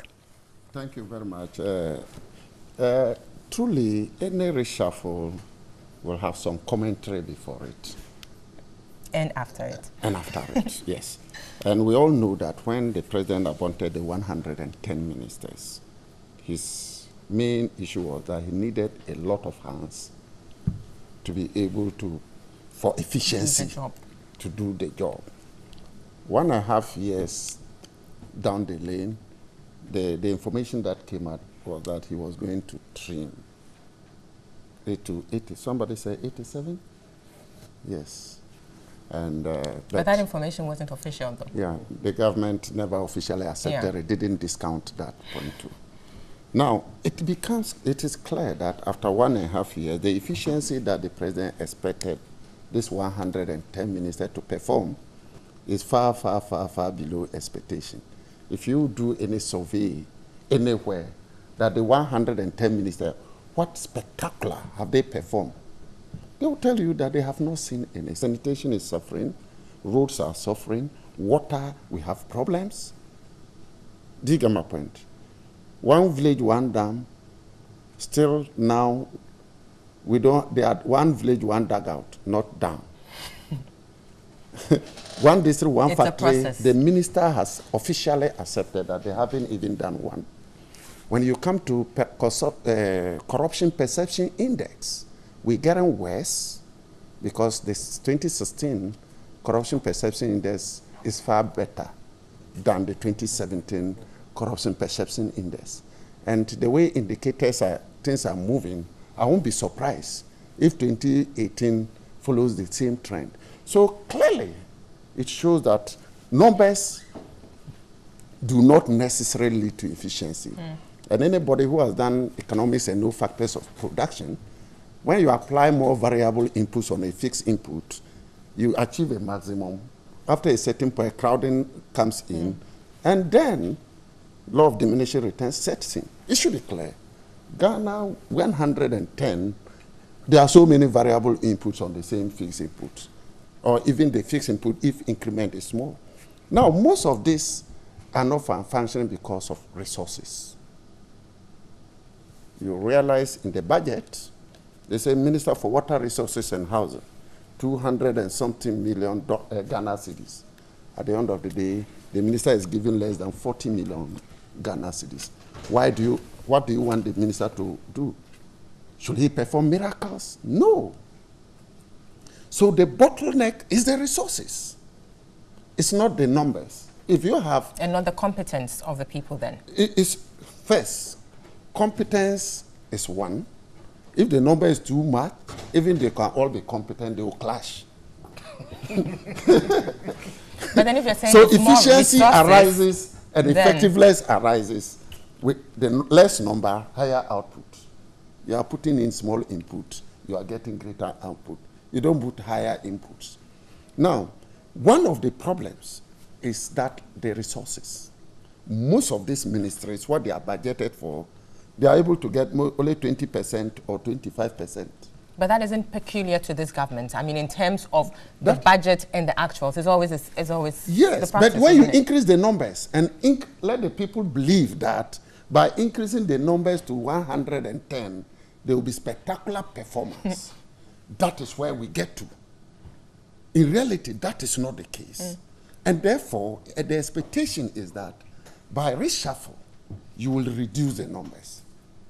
You will reduce it. Because we know certain ministries, some of the deputy ministers virtually don't do anything. And even we don't even hear of them. Their input is minimal. Therefore, there's no need. So we thought that this reshuffle would have, the first reshuffle, they have indicated that it's on phases. So this is phase one. But the phase one is not impressive. The phase one is not impressive. You realize that in some of the positions, as my brother indicated, we are still finding it difficult to see how possible is it that you post somebody as a Minister of State in the Vice President office. You cannot assign to the President office. And then, as he should be appointed to the President and reassigned to the Vice President office. And you realize that some of them, I assume them to be like a demotion. If you take my good brother, Honorable Boniface, from Zongo ministry to the office of the vice president. I see it as a demotion, but that is politics. He can run from there to another area, but that is politics. So I see it as a demotion. From Minister of Information to Zongo Inner City, I see it as a demotion. That is how I see it. Oh, and really? yesterday, Can you, why is that? Budget allocation for Also, you use budget allocations to determine? Really? I thought they were the same regardless. One is cabinet. I mean, really? One is cabinet minister. But why? No, cabinet minister, one is not. That I consider, that is why I said yes, I That's see your it. opinion, yeah. Yes, Sure. I see it. Right, And right. yesterday, Tilapia captured it very well. Which is tilapia? Tilapia. I'm just a cartoon, yeah? TV3. Okay. That Abochi Yazu, in respect to Honorable Mustafa, where he was carrying his books and what have you. It goes to the point to tell you that the president should gear towards reducing the numbers. It's very important. The 110 is not yielding any resource, as he said when he was giving them praises and accolades for what they are doing. We thought that this one, he will equally give them those accolades. That, okay. Well, quickly to chip in, speaking about the cabinet issue, the one is a cabinet, I'm being told that the former Minister of Information says he will still be a sitting cabinet. So. So then. I agree, but let's face it. It's just information I'm putting out there, not to say anything. We have traditional but, yeah. ministries in this country. Yeah. You cannot compare Minister of Information with Minister of what? Finance. You cannot compare Minister for Gender Development with Minister of what? Education. By virtue of their budget, their stature. Do you know that if you are a minister? If you say budget, yes, but in terms of stature, I haven't. No, I mean, because at the end of the day, we're looking at the same criteria for appointment. It's a fact. That is where I have stature. That is where I have. Yes. I have. Let me finish, Eric. Let me finish. We have stature, and even look at information minister. How many deputy ministers did he have before Nkrumah came in? 3. Zongo Development. How many deputy ministers does he have? That's a new ministry.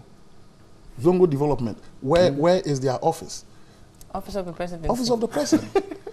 Let Honorable carry on. Just a minute. The Minister for Gender and Social Protection as an ambassador, as a demotion. That is what I say. But you see, no, let him lie down. I'll come to you. Please. Eric, Ambassador is deputy minister rank. Now, if you look at some of the appointees, there's no dispute that Honorable Nkrumah has performed quite well in respect of the information ministry. I have no doubt. I have no doubt about his capabilities. But at the end of the day, we need certain drastic changes in terms of the numbers. And the president outlining what he intends to achieve in the next 2 years. Right, like you said, this is the first phase. That's what we are being told. So let's hope that the phases that are to come subsequently would see a reduction in the numbers. Quickly, you wanted to touch on... definitely, I'll come to you. I will come to you. No, please, just a minute.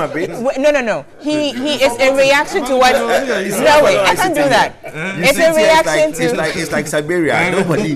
You mean? You're far away from the program. Don't do that. It's in reaction to what Honorable said, so let him come in. I'll come to you. I have a challenge with this whole idea of traditional ministries and all of those things. And if you want to develop as a nation, it's imperative that every single facet of those things are, because you plug that in, it's in concert. You see, it's also interesting that my honorable friend here and Akonta did not even talk about the fact that there's a ministry, a president that has 110 ministers.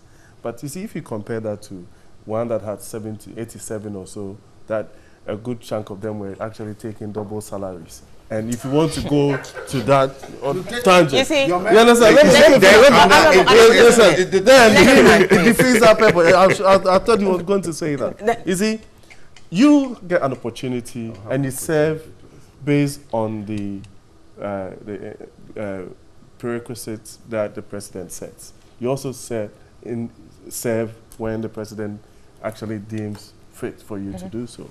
And I believe that it's an honor and opportunity to serve your nation. Very well. A demotion, a promotion, and all of those things is either here nor there. And the most important thing is that you find yourself in a position that you'll be able to support and help the country develop. That's fine, but those were his opinions on what is happening, which is fine. But quickly, I think you've had I've given you sufficient time now. Kojo, wait, I haven't posed the question yet. Take it easy. Okay. I thought it was. No, see, I think that the numbers. Obviously a big issue. 110. I mean, back in 2017 when the president was making his appointments and people agitated about the numbers, what he said was pretty much to the effect that wait till the end and then you'll be better placed to assess and you find that the end will justify the means. And long and short, that's what the president said in respect of the numbers. It's more than 18 months or so into the term of the 4-year term of this government. Is it too early to say that, well, you told us to wait till the end, but I mean, we've seen it enough and we can say that, well, this is where things are going and perhaps you need to prune down. I mean, if you look at the additional or the new ministries that were created, procurement, sanitation, all of those, can you say that you've seen a certain level of, I don't know if it's effectiveness or efficiency coming from these ministries to say that, well, perhaps the setting up of these ministries were justified more than 18 months into the term of... Well, the straight answer to your question is no. Okay, I have not seen any drastic change from what it was to what it is now based on the numbers that were pointed. But I want to take it from a different angle. You see, ministries are MDAs, ministries, departments, and agencies. And you hear the talk that, oh, there hasn't been a lot of allocation in terms of budgetary for them to work. But that allocation is for maybe infrastructure projects and stuff like that. Their salaries are always paid every month. And if you look at certain ministries, only the ministry end is active. Most agencies and some departments are active, but the agencies are non-active. The agencies are responsible for collation of data, research, and quite a lot of things that now come up to go into the policy. I'll give you a typical example. The Ministry of Water Resource, where Hydrological Survey Department comes under. Hydrological Survey Department is responsible for collecting hydro data on all streams, rivers across the country, which means that if we want to build a bridge, we have to use the hydrological data on that stream or on that river to be able to build that bridge. You realize that in the last 10 years, there are no data collation on any stream or rivers in the country. So even if a ministry sits there and says that I have not been resourced, I don't have the money, and all of a sudden they are given money to construct a bridge on a certain river, what data are they going to use to construct that river? The agency has not worked.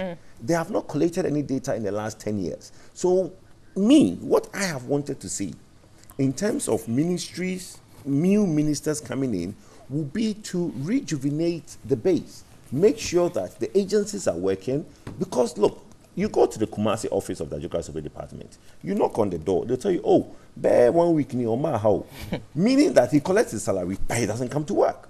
So the basis of new ministers coming in and making sure that they rejuvenate, appraise the work of the ministry, not only at the ministry level, but department and agencies, to make sure that data collection, look, data is a big problem in Ghana. I don't see how anybody tries to make policies because that policy is based on assumption. I'll give you another thing. We are talking about the recirculation of the LPG policy, right? In that policy is recall of cylinders and compensation. For the last 3 months to 4 months, I've been combing every department, agency, and ministry in this country to find out how many cylinders do we have in Ghana. Nobody knows. And my question is, if you're going to do recall of cylinders and compensate, if you don't know the number of cylinders out there, how are you going to now do compensation? That goes to show you that some ministries are not letting their department and agencies work. So that said, let me come into my ministry, which is the Energy Ministry, with Mr. Amewu being appointed as a minister. For me, I think that he jumps out at you as a good person looking at his CV. He has worked in ASEP, so he can understand criticism. He has criticized, so we are hoping that as he's coming in, he will take criticism he would as well. also be able to take criticism. Secondly, he would take second look at issues. From his CV that we've read, he's done cost and engineering, he's done petroleum, he's done upstream, he's done quite a number of things in the energy sector. I want to see a minister who comes in and have a little of a different style to the Ejakun style. One of the things that I will say on this platform about Mr. Ejakun was that he allowed sectors to work.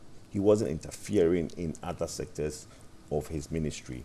So if you go to BOST, you go to NCA, they were well working without interference from the ministry. His policy was that he wants to look at policy formulation. Except for TOR, maybe, because they had that clash. Well, that wasn't interference. That was just something he said based on his understanding of the conversation he had with the MD, and the MD saw it differently from the conversation. So that one, let's not.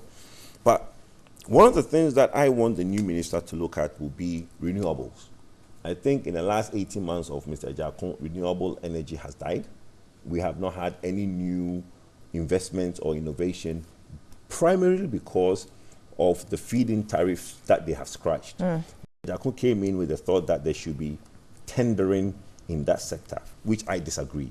Okay, I don't think that if you want to tender for every renewable that's supposed to come in, it will help the investment. You can set the feed-in tariff, which is the price you, the government, think that everybody should supply. But his preference for tendering, isn't that in line with the Public Procurement Act? Not necessarily. Because you need it's not. You see, look, what are you trying to achieve? You see, tendering doesn't necessarily give you value for money, okay? You try to set out your objective. If your objective is to get the best value for money in terms of price of power, that's what the feed-in tariff does. So PULC sets the feed-in tariff. If it's 10 cents that you want to get, you set your feed-in tariff at 10 cents. If other companies come in and they can meet that 10 cents, you sign with them and they procure. But if you want to do tender, it's cumbersome and it's not advancing the technology that we need in that area. We need wind, we need solar, we need other innovation in the renewable. That has died in the last 18 months. So I hope that the new minister coming in would put a lot of energy in the renewable area. Quick question though, I mean, before we go to our next break, I mean, if any of the ministers were to be, I mean, if the government was to prune the ministries, any of the numbers, which one should perhaps go quickly, Dr. Ahmed Japo? Well, I think it depends on a number of variables that needs to be looked at. That being, one, what goes into the ministry in terms of resources? And I think Muto Akilu made reference to that.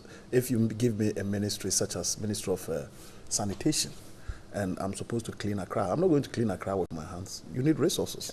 So are the resources there? I think generally Ghanaians would love to see a smaller government. And I think all over the world, we've been moving towards smaller governments. Yes, I mean, so it's not about which ministry should be removed or which ministry should not be removed. But very quickly, Eric, the Constitution of this Republic says that the President is supposed to appoint 10 to 19 cabinet ministers.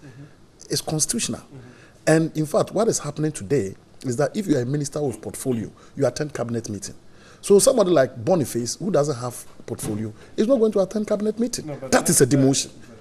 That is a demotion. There's nothing wrong about it. You went back to the demotion. And beyond that, let me land on this. Beyond that, if you are in a certain sector and you are demoted, or you are removed, Minister of Education, and now you are being sent to Ashanti Regional Minister, it's a demotion, and it tells about your competence. No. Upon Nkrumah is going up and you are coming down, and there's nothing wrong with it. Well, that's subject to interpretation. Everybody wants to go up. That's a very simplistic thing. We need to take a break, though. That's a very simplistic. We need to take a break, though. We'll take a break. When we come back, we'll continue with our conversation. Stick and stay with us. We'll be right back.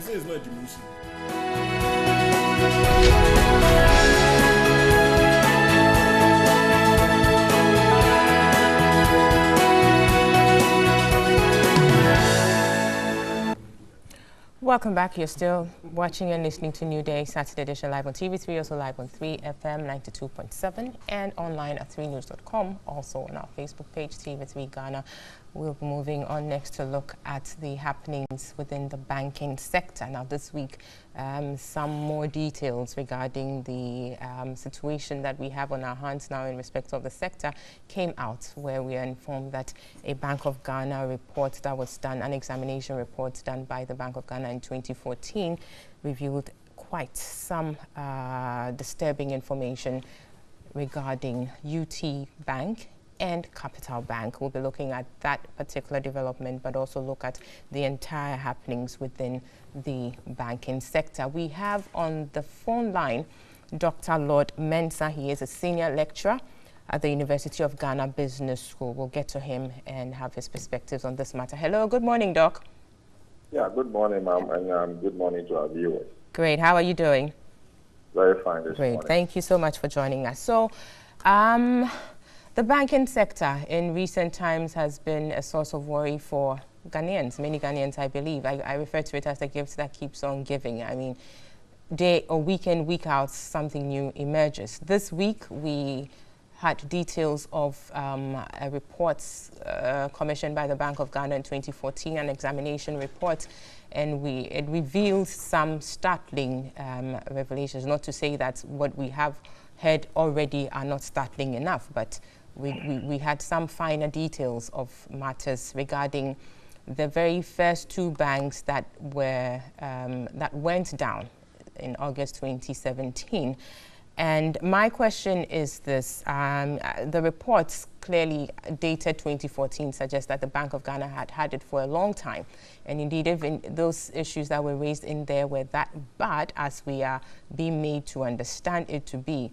Why did the bank, for instance, have to sit with it for so long to this point where we are now having to deal with a dire situation on our hands? I mean, I know you're not from the Bank of Ghana, but clearly, let's have your perspective on this, because I do believe you do have some perspectives on this.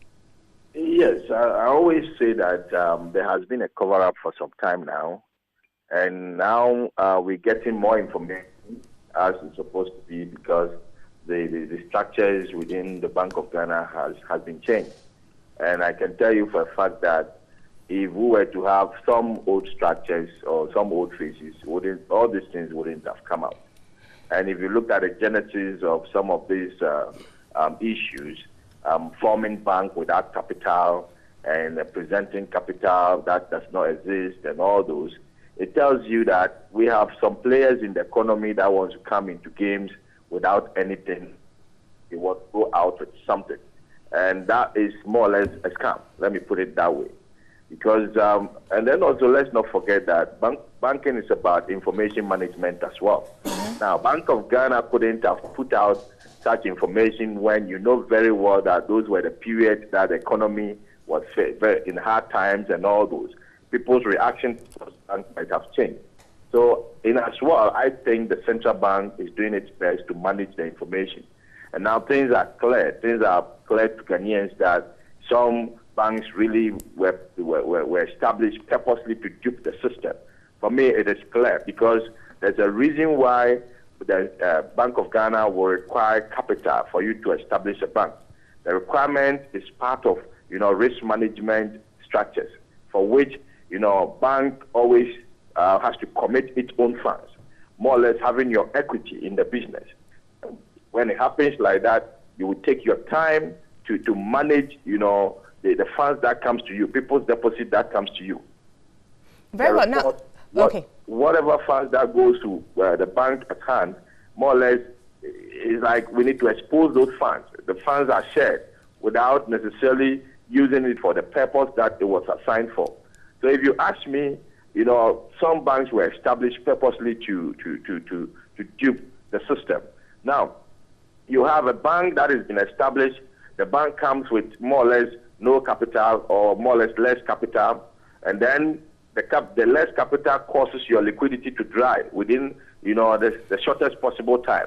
And then Bank of Ghana, sensing that danger, possibly injected a liquidity support, and that support did not serve its purpose. And then what will you identify to be fraud apart from this? For me, I think purposely those banks were set up just to dupe the system. Right. Now, Doc, you said that perhaps the Bank of Ghana kept mute on these things back then because of the conditions in the economy at the time. So, as it were, the bank, in its quest to maintain or sustain the confidence of the sector, decided to, you know, go easy on the banks. Presumably.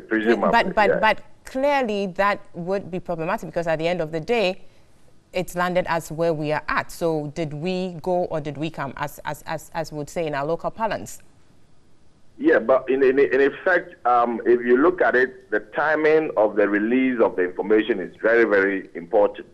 As we speak now, we are going through, you know, a restructuring phase. We're going through a transformation for which, you know, whatever is in the box has to come out, you know, for it to diffuse to the public, for the public to be aware. Already, Bank of Ghana has given us assurance, because most of these banks that were misbehaving, they've merged them, some of them, they've ceded management. So in a way, we are going through restructuring process. Then this is the time those information needs to come out. Other than that, I don't see any different time that would be a best time to release the kind of information we have now. Very well. I would want us to go on to the liquidity support issue, but still on this issue about the publicity of the information that came out. Perhaps it's not so much about the bank putting out the information, but also applying the sanctions that the law empowered them to sanction. But clearly those were not done as well, were they?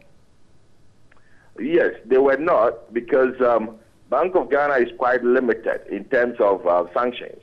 So they can only recommend. And like I've been saying every time, our institutions are not well integrated when it comes to information flow, how we manage information flow from one institution to the other. I can tell you that by the time the information moves from Bank of Ghana to Yoko or whoever, which entity is in charge to prosecute the perpetrators of this act, it could have been a stale information, or it could have been a dead information. So I presume that going forward, we should find a way. And if you look at Bank of Ghana's act, there's nowhere in the act that it calls for, you know, sanctions or punitive measures for those who get themselves involved in such act. And I presume that, you know, going forward, the act should be clear on the kind of punishment that can be, you know, handed over to the people who come to the market purposely to come and steal. Very well. Now, on liquidity support that was given to the banks, we do know that the bank under the law could do that, but there are certain conditions or circumstances that would warrant such support. And from the literature, it's appearing that the support could go to banks that are solvent but are having some, you know, if you like, short-term liquidity challenges. But in the situation where you have the Bank of Ghana, giving liquidity support to banks which were pretty much insolvent in the first instance or in the first place, is quite problematic, doesn't that strike you as problematic? Yeah, it is. If you look at the whole thing, it calls for so many questions, both at the end of the banks that were involved and at the same time, you know, some part from the Bank of Ghana. Because if you are handling in liquidity support, we are expecting that you could see some prospect, you know, future prospect in that bank. Possibly you're looking at maybe the upper part of their balance sheet that is struggling. They may have, at the lower part of their balance sheet, they might have some assets that might not necessarily be toxic assets. And so this pushes me to conclude that there were some moles within the Bank of Ghana that colluded, you know, with these banks to find a way to get money out of the Bank of Ghana, and it will end up in some people's pockets. So clearly, I will tell you that due diligence was not followed. And also, we're looking at whether indeed the banks needed, as of that time, that liquidity support or not. It could have happened that once, you know, it was clear that this bank came to the market with nothing. In fact, even their minimum capital requirement, they were struggling with it. Yeah. So to the extent of diverting an account, getting, you know, kind of let me put it this way, a pseudo, capital to present to Bank of Ghana. It tells you, it preempts you, give you the signal that, those actors are seriously into something that it will take them long term to achieve it. And possibly coming to the market, it means with nothing, it gives you an idea how they will manage people's funds.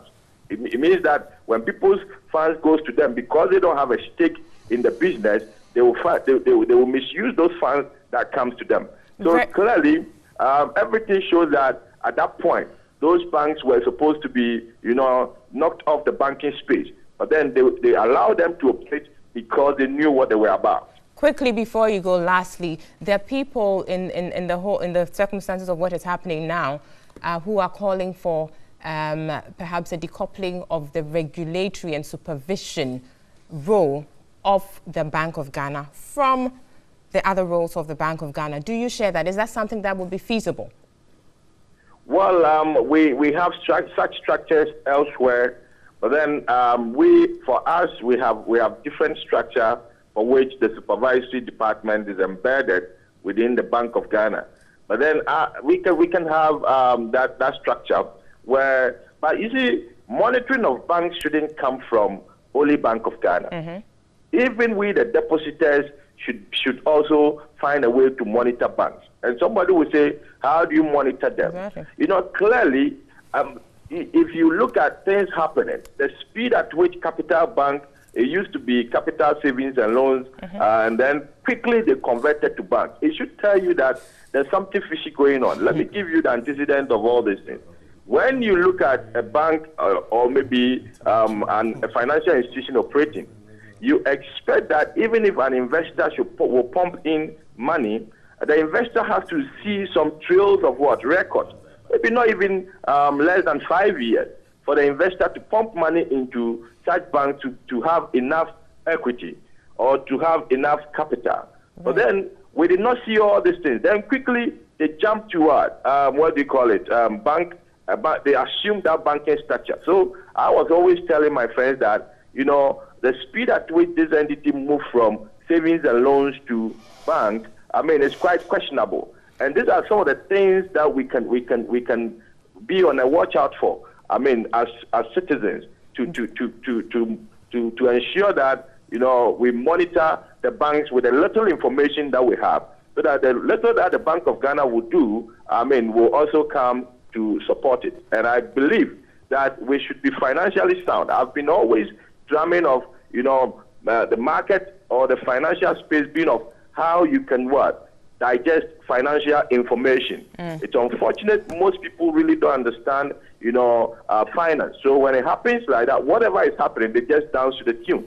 So I believe that it's not only the responsibility of Bank of Ghana, but then also the responsibility of citizens and potential depositors to look out for some of these fishy banks that find themselves in the Ghanaian very well, space. Doc. Unfortunately, we are running out of time, so we need to end here. Even though I would have wanted to interrogate your last issue about the conversion of savings and loans to banks, but we'll need to end it here and return to the panelists. Thank you so much, Dr. Lord Mensah. He is a senior lecturer with the University of Ghana Business School.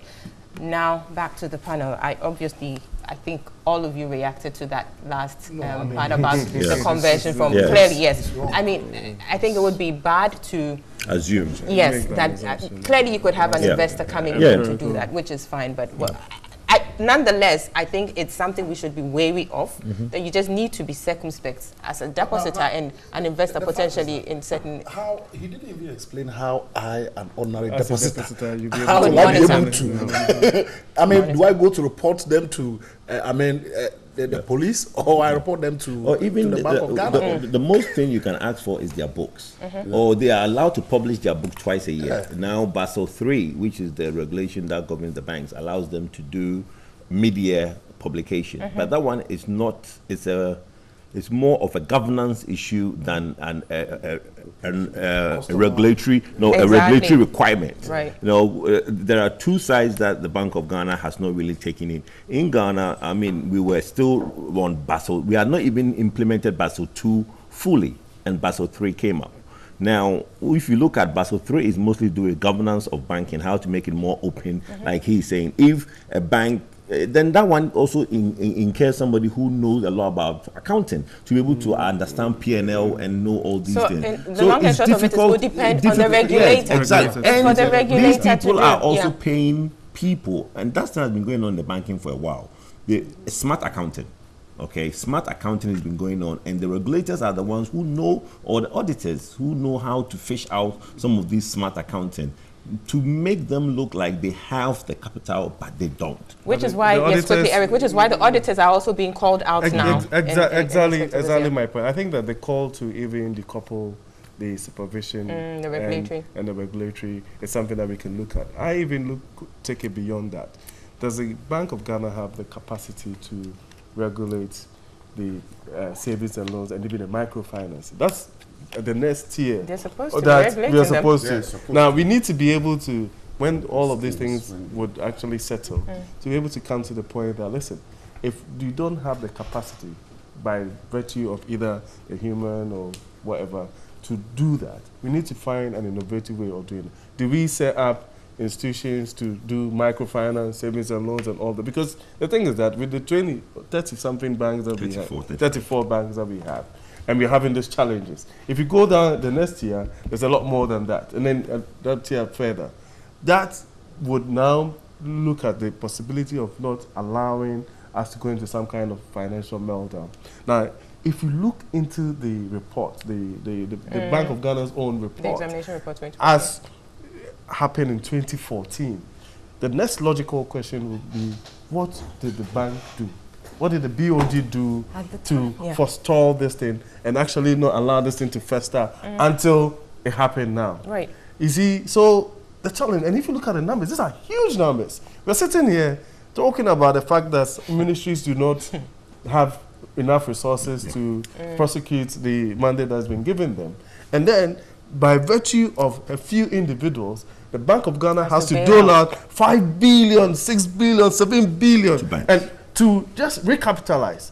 And then if you go and do a calculation of even monies that were given to these banks as liquidity support alone, and the kind of things that they used it for, then really, where are we as a country? So the Bank of Ghana itself, whilst I'm a bit reluctant to blame them in terms of all the things that are happening, cannot absolve itself from this thing. Let me move. You understand? Because even it's very clear that, I mean, the doctor was talking about the fact that once you do that, you even dole out the liquidity support. There were certain things that were meant to have been activated and done that they refused to do. Right. So clearly the bit of the issue about complicity or negligence on the part of the BOG, because clearly looking at the capital, the liquidity support, there are certain things that should have been done. You appoint an advisor and a whole lot of things, but clearly these were all not done. So question is, why give money to the bank in the first place when the reason why the bank is suffering is because of its own failure to adhere to internal regulations? Then you give them the money and fail to, as it were, employ that proper supervision that is needed. It's quite problematic. It's quite problematic in terms of supervision and ensuring that the regulations that are in place should actually come to play. And individuals took advantage. Some are genuine, and you can assess, you can ascertain that what they have taken, they are on course to executing whatever they have put on paper. Sure. Certified by institutions that, okay, Party A took 10 million. He said he's doing this project. He has done it. Party B took it for personal use, went to town to spend. So in analyzing this, while blaming and the report that has come out, certain individuals' name that has come out need to be put in proper perspective. And it will be good we get time to digest them very small. But unfortunately, we will need to move on to the double track issues. But quickly, Dr. Jinapor, I know you have monies in the bank, so I know you don't want to speak so much about the banking issue, but clearly you have an interest there. But I think it's interesting. I mean, if you look at, your TV caption, that BOG report indicts board of UT and Capital Bank. And this report, I'm told, was supposed to have happened somewhere in 2014. So why is it coming out now? And what is being done about it? If there are people who are culpable, in fact, as the MP made reference to, there are some who did genuine business, some who did not. What is being done about them? I think the institutions or bodies that have the mandate to ensure that the whip is cracked must make sure it is done and stop bothering us with all these kind of issues that are coming up. If somebody has done something wrong, if somebody has a responsibility to supervise and that person did not do his job well, that person needs to be held accountable. I've heard people say that, and I think you put the question to the doctor, whether the Bank of Ghana, the regulatory section should be decoupled from. If you do that, and the people there as accomplices. I mean, as accomplices. What's the point? There's evidence of people who deliberately took Ghana's money. And those individuals, if they are not set as scapegoats, you can decouple it as many times as you want. You still have what? People duping the system. Right. So I think the BOG should stop whining and crack the whip. They should get them before court or competent court of jurisdiction, and they should prosecute them if they are found culpable. Very well. Abuna, quickly. I think we see in the thinking in the business community where people thinking that if you form a bank, it's your own money, it's my bank, I'm the owner, so I do as I wish. And we've seen instances where... But the people involved here are not part of those people who think that way. No, but they should clearly know that a company limited by shares the BOG, and operating as a bank. Well, the BOG is a different situation is different. What I'm saying is that when we've had instances in the report, some people using as piggy bank, I saw that heading that the bank's balance was used as a piggy bank. So it tells you that what they, and all these things about related party loans and stuff like that, it tells you that they are using the bank as it's a private business. That's what I said, it's like an Apampemu store kind of thing. Thank you. So you're doing anything you want to do. Yes, exactly. So exactly. So people were now using the money, and I think that what going forward, Ghanaians should understand is that banking is not a very simplistic business. It has implications, and as my brother rightfully said, we need to see in Sawam prisons populated. That's the only way that Ghanaians will learn. Sure. I mean, definitely go through the due process of law, and then, I mean, where convictions should come in, it will come in, and definitely what happens subsequently to should happen appropriately or accordingly. Now we move on. We just have about 60 minutes to wrap up on the show. We move on to Mr. Dr. Ahmed Jinapo's favorite topic here, the double track. Oh, it's not my favorite. It's a topic. It's a topic that is of concern, and I think every Ghanaian must be of concern. Yeah. In the sense that I think this whole free SHS issue has been one of the most discussed topics within the Fourth Republican dispensation. And indeed, if you look at what is happening now, the positions that have been taken by both the NDC and the NPP seems to be vindicated. Why am I saying this? The NPP said that, look, there are some people who genuinely cannot go to school. And if you look at the enrollment for last year, 80,000 people couldn't go to school. And this year, we are talking about 100 and something thousand. No, 90,000 more last year were enrolled, yes. 90,000 more. So this means that 90,000 people couldn't have gone to school. So if they have been calling for free SHS, it's a genuine It's a genuine call. Again, the NDC did indicate that, look, we are not interested, we are not saying that we are not interested in free, but infrastructure cannot accommodate them. There's an infrastructure deficit. Today we are doing double track because of that deficit. So how can we have a compromise? Looking at people who genuinely cannot pay and addressing the infrastructure deficit. And I think that is where we need to be we need to be moving towards. And I think Ghanaians must embrace themselves, or the government, so to speak, must embrace itself for, I mean, some level of confusion when admissions are being given out. And why do I say this? Now you have a daughter who went to school with my child.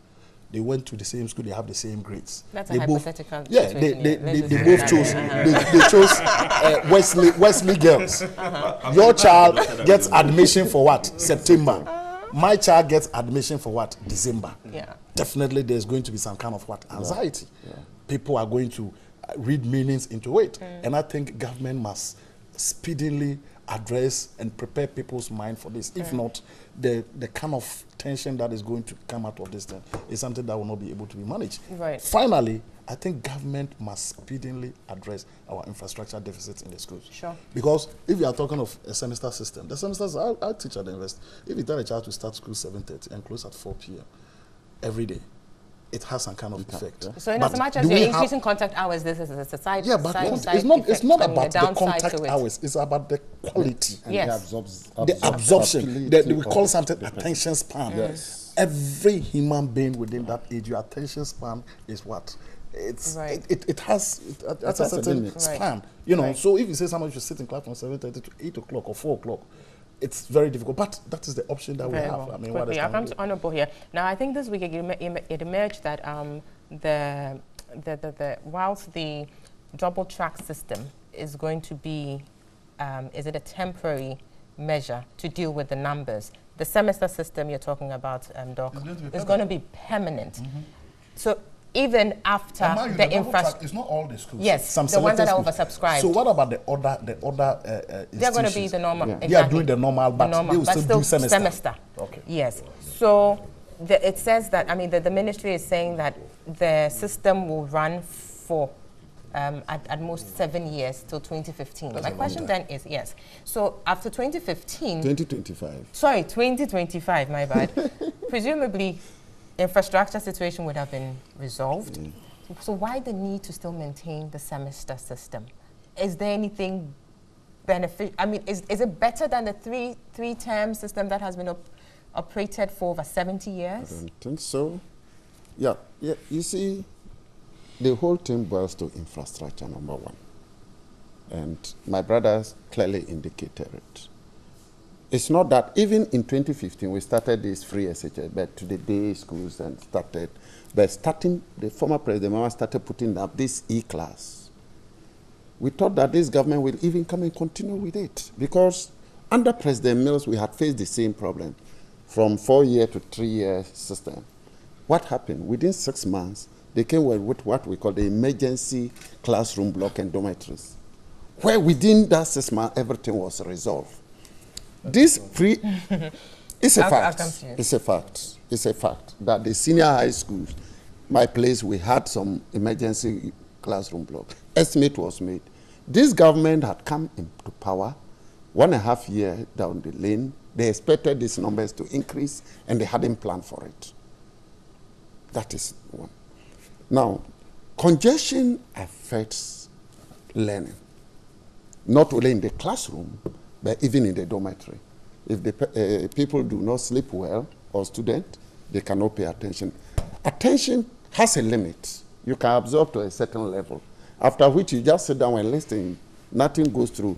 So expanding the time from 7 to 4 will not be a solution. That is what so what I will urge this government, they must roll out emergency projects immediately. To fix the infrastructure. To fix but the do we have the infrastructure. means?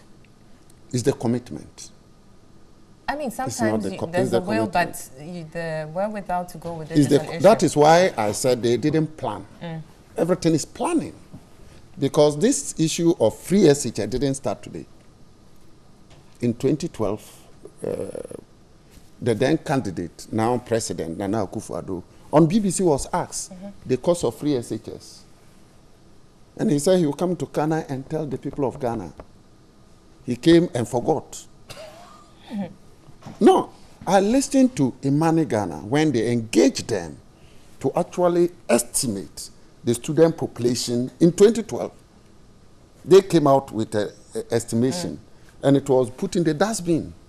And whatever they put in that document is reflecting 99%. So that means they had think tanks that had provided information. And if they had stuck to it, I don't think we would have been going through Very this. well. Quickly. Yes, Eric. Well, I always try to use myself as an example. I mean, if I hadn't had an opportunity to go to school, I wouldn't be sitting here. Now, it's key that we look at it from a very dispassionate perspective, and I'm glad that we have an educationist on the platform.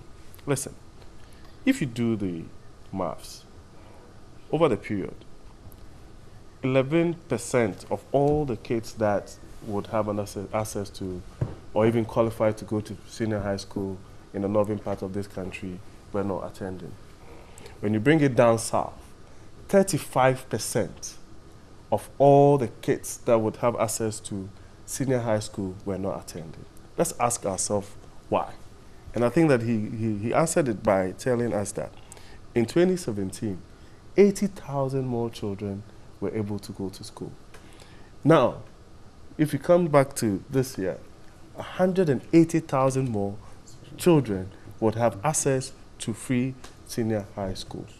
And what it means is that regardless of how much you plan, and it's not true that the NPP has not continued with the e-blocks. Some of the e-blocks were, and you kept saying that there were at various stages of completion, even during your tenure. And those ones have been completed, the ones that you supposedly were completing.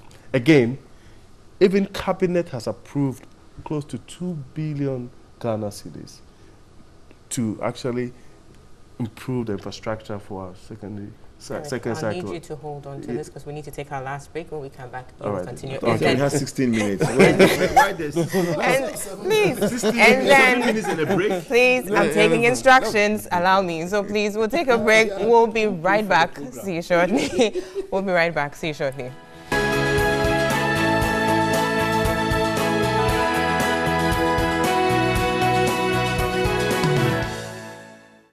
Welcome back. So we are in the very 9 minutes of the show. We are looking at the free SHS policy and the fact that the double track system is going to be implemented, or the introduction of the double track system will start in September 2018. We're looking at new details coming out of the Ministry of Education this week. Eric Amwakuchum was making his submission when we had to go to the break, so I'll return to him to conclude on that, please. Well, so I was just making the point that Cabinet has actually been approved the monies for the improving the infrastructure at the secondary cycle.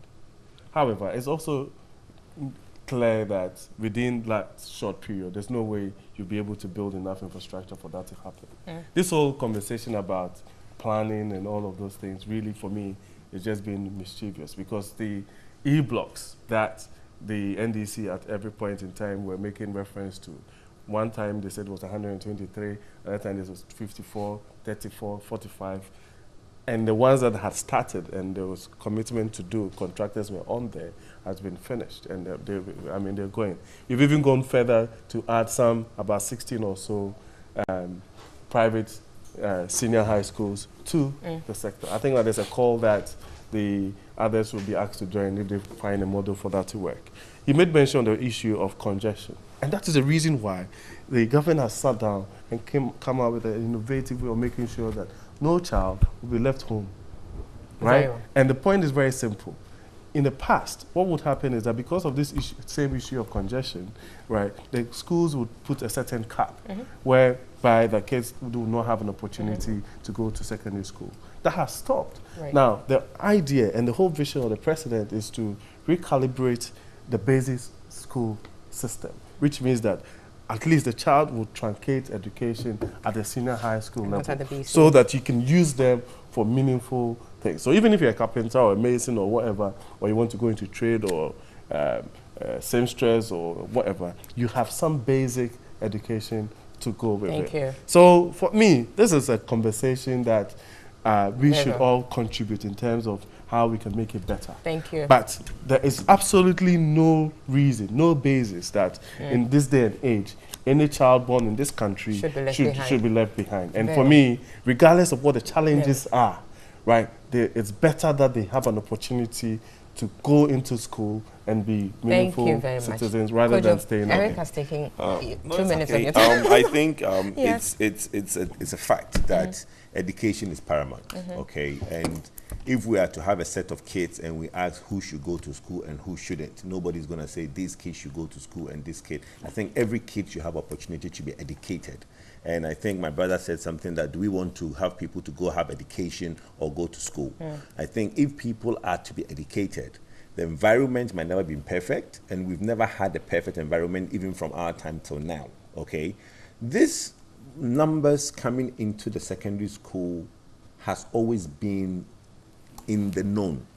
Let me now tell you, I had an engagement with somebody who works at the GES, and he said that, look, in 2005, when His Excellency President General Jacob Kufuor came up with the school feeding program, there was a lot of kids that were taken to school because of school feeding. And if you look at it, it's been 13 years on. So 13 years on, you see, this storm is a tsunami that's been coming. Like my brother, the honorable member said, it's lack of planning. It's not about the politicians, it's about the technocrats. Because if we had planned well, we have known that if in 2005, there was a policy which now added a lot of numbers to the school because of school feeding, capitation grant and all those things, and a lot of children were taken to school. But did the politicians give the technocrats a chance? Well, I don't know that, but I'm saying don't blame. My point is don't blame. No, but I always blame technocrats. I hardly blame, because politicians only follow the policies the technocrats formulate. Very well. You know, the point is, rather don't blame. No, it's not. Don't blame. No, technocrats are the ones who formulate it and give the politicians. Look, what I'm saying is that don't blame Nanado or MPP government for having this problem. It's a problem that has been coming. Nobody saw it, nobody attended to it, and it's now here. So, you know, last thing I wanted to say, this double track system is nothing new. It is practiced in the tertiary education. But in the second cycle, it is. Well, but then it's something that is ongoing, and parents have their kids doing their. Unfortunately, we need to end it here. From 7 a.m. to the next time you come on, I'll give you 2 extra minutes to speak. Thank you very much. But let me take some last messages before we go. This one is coming in. No name. It says, during my SHS days, if there was a policy like this, by now I would have been a lawyer. Abdul Majid in Ziblim Central Gonja says, free SHS, though very expensive, but it is the best policy so far, and I wish to appeal to every Ghanaian to help the president and the government to see it through.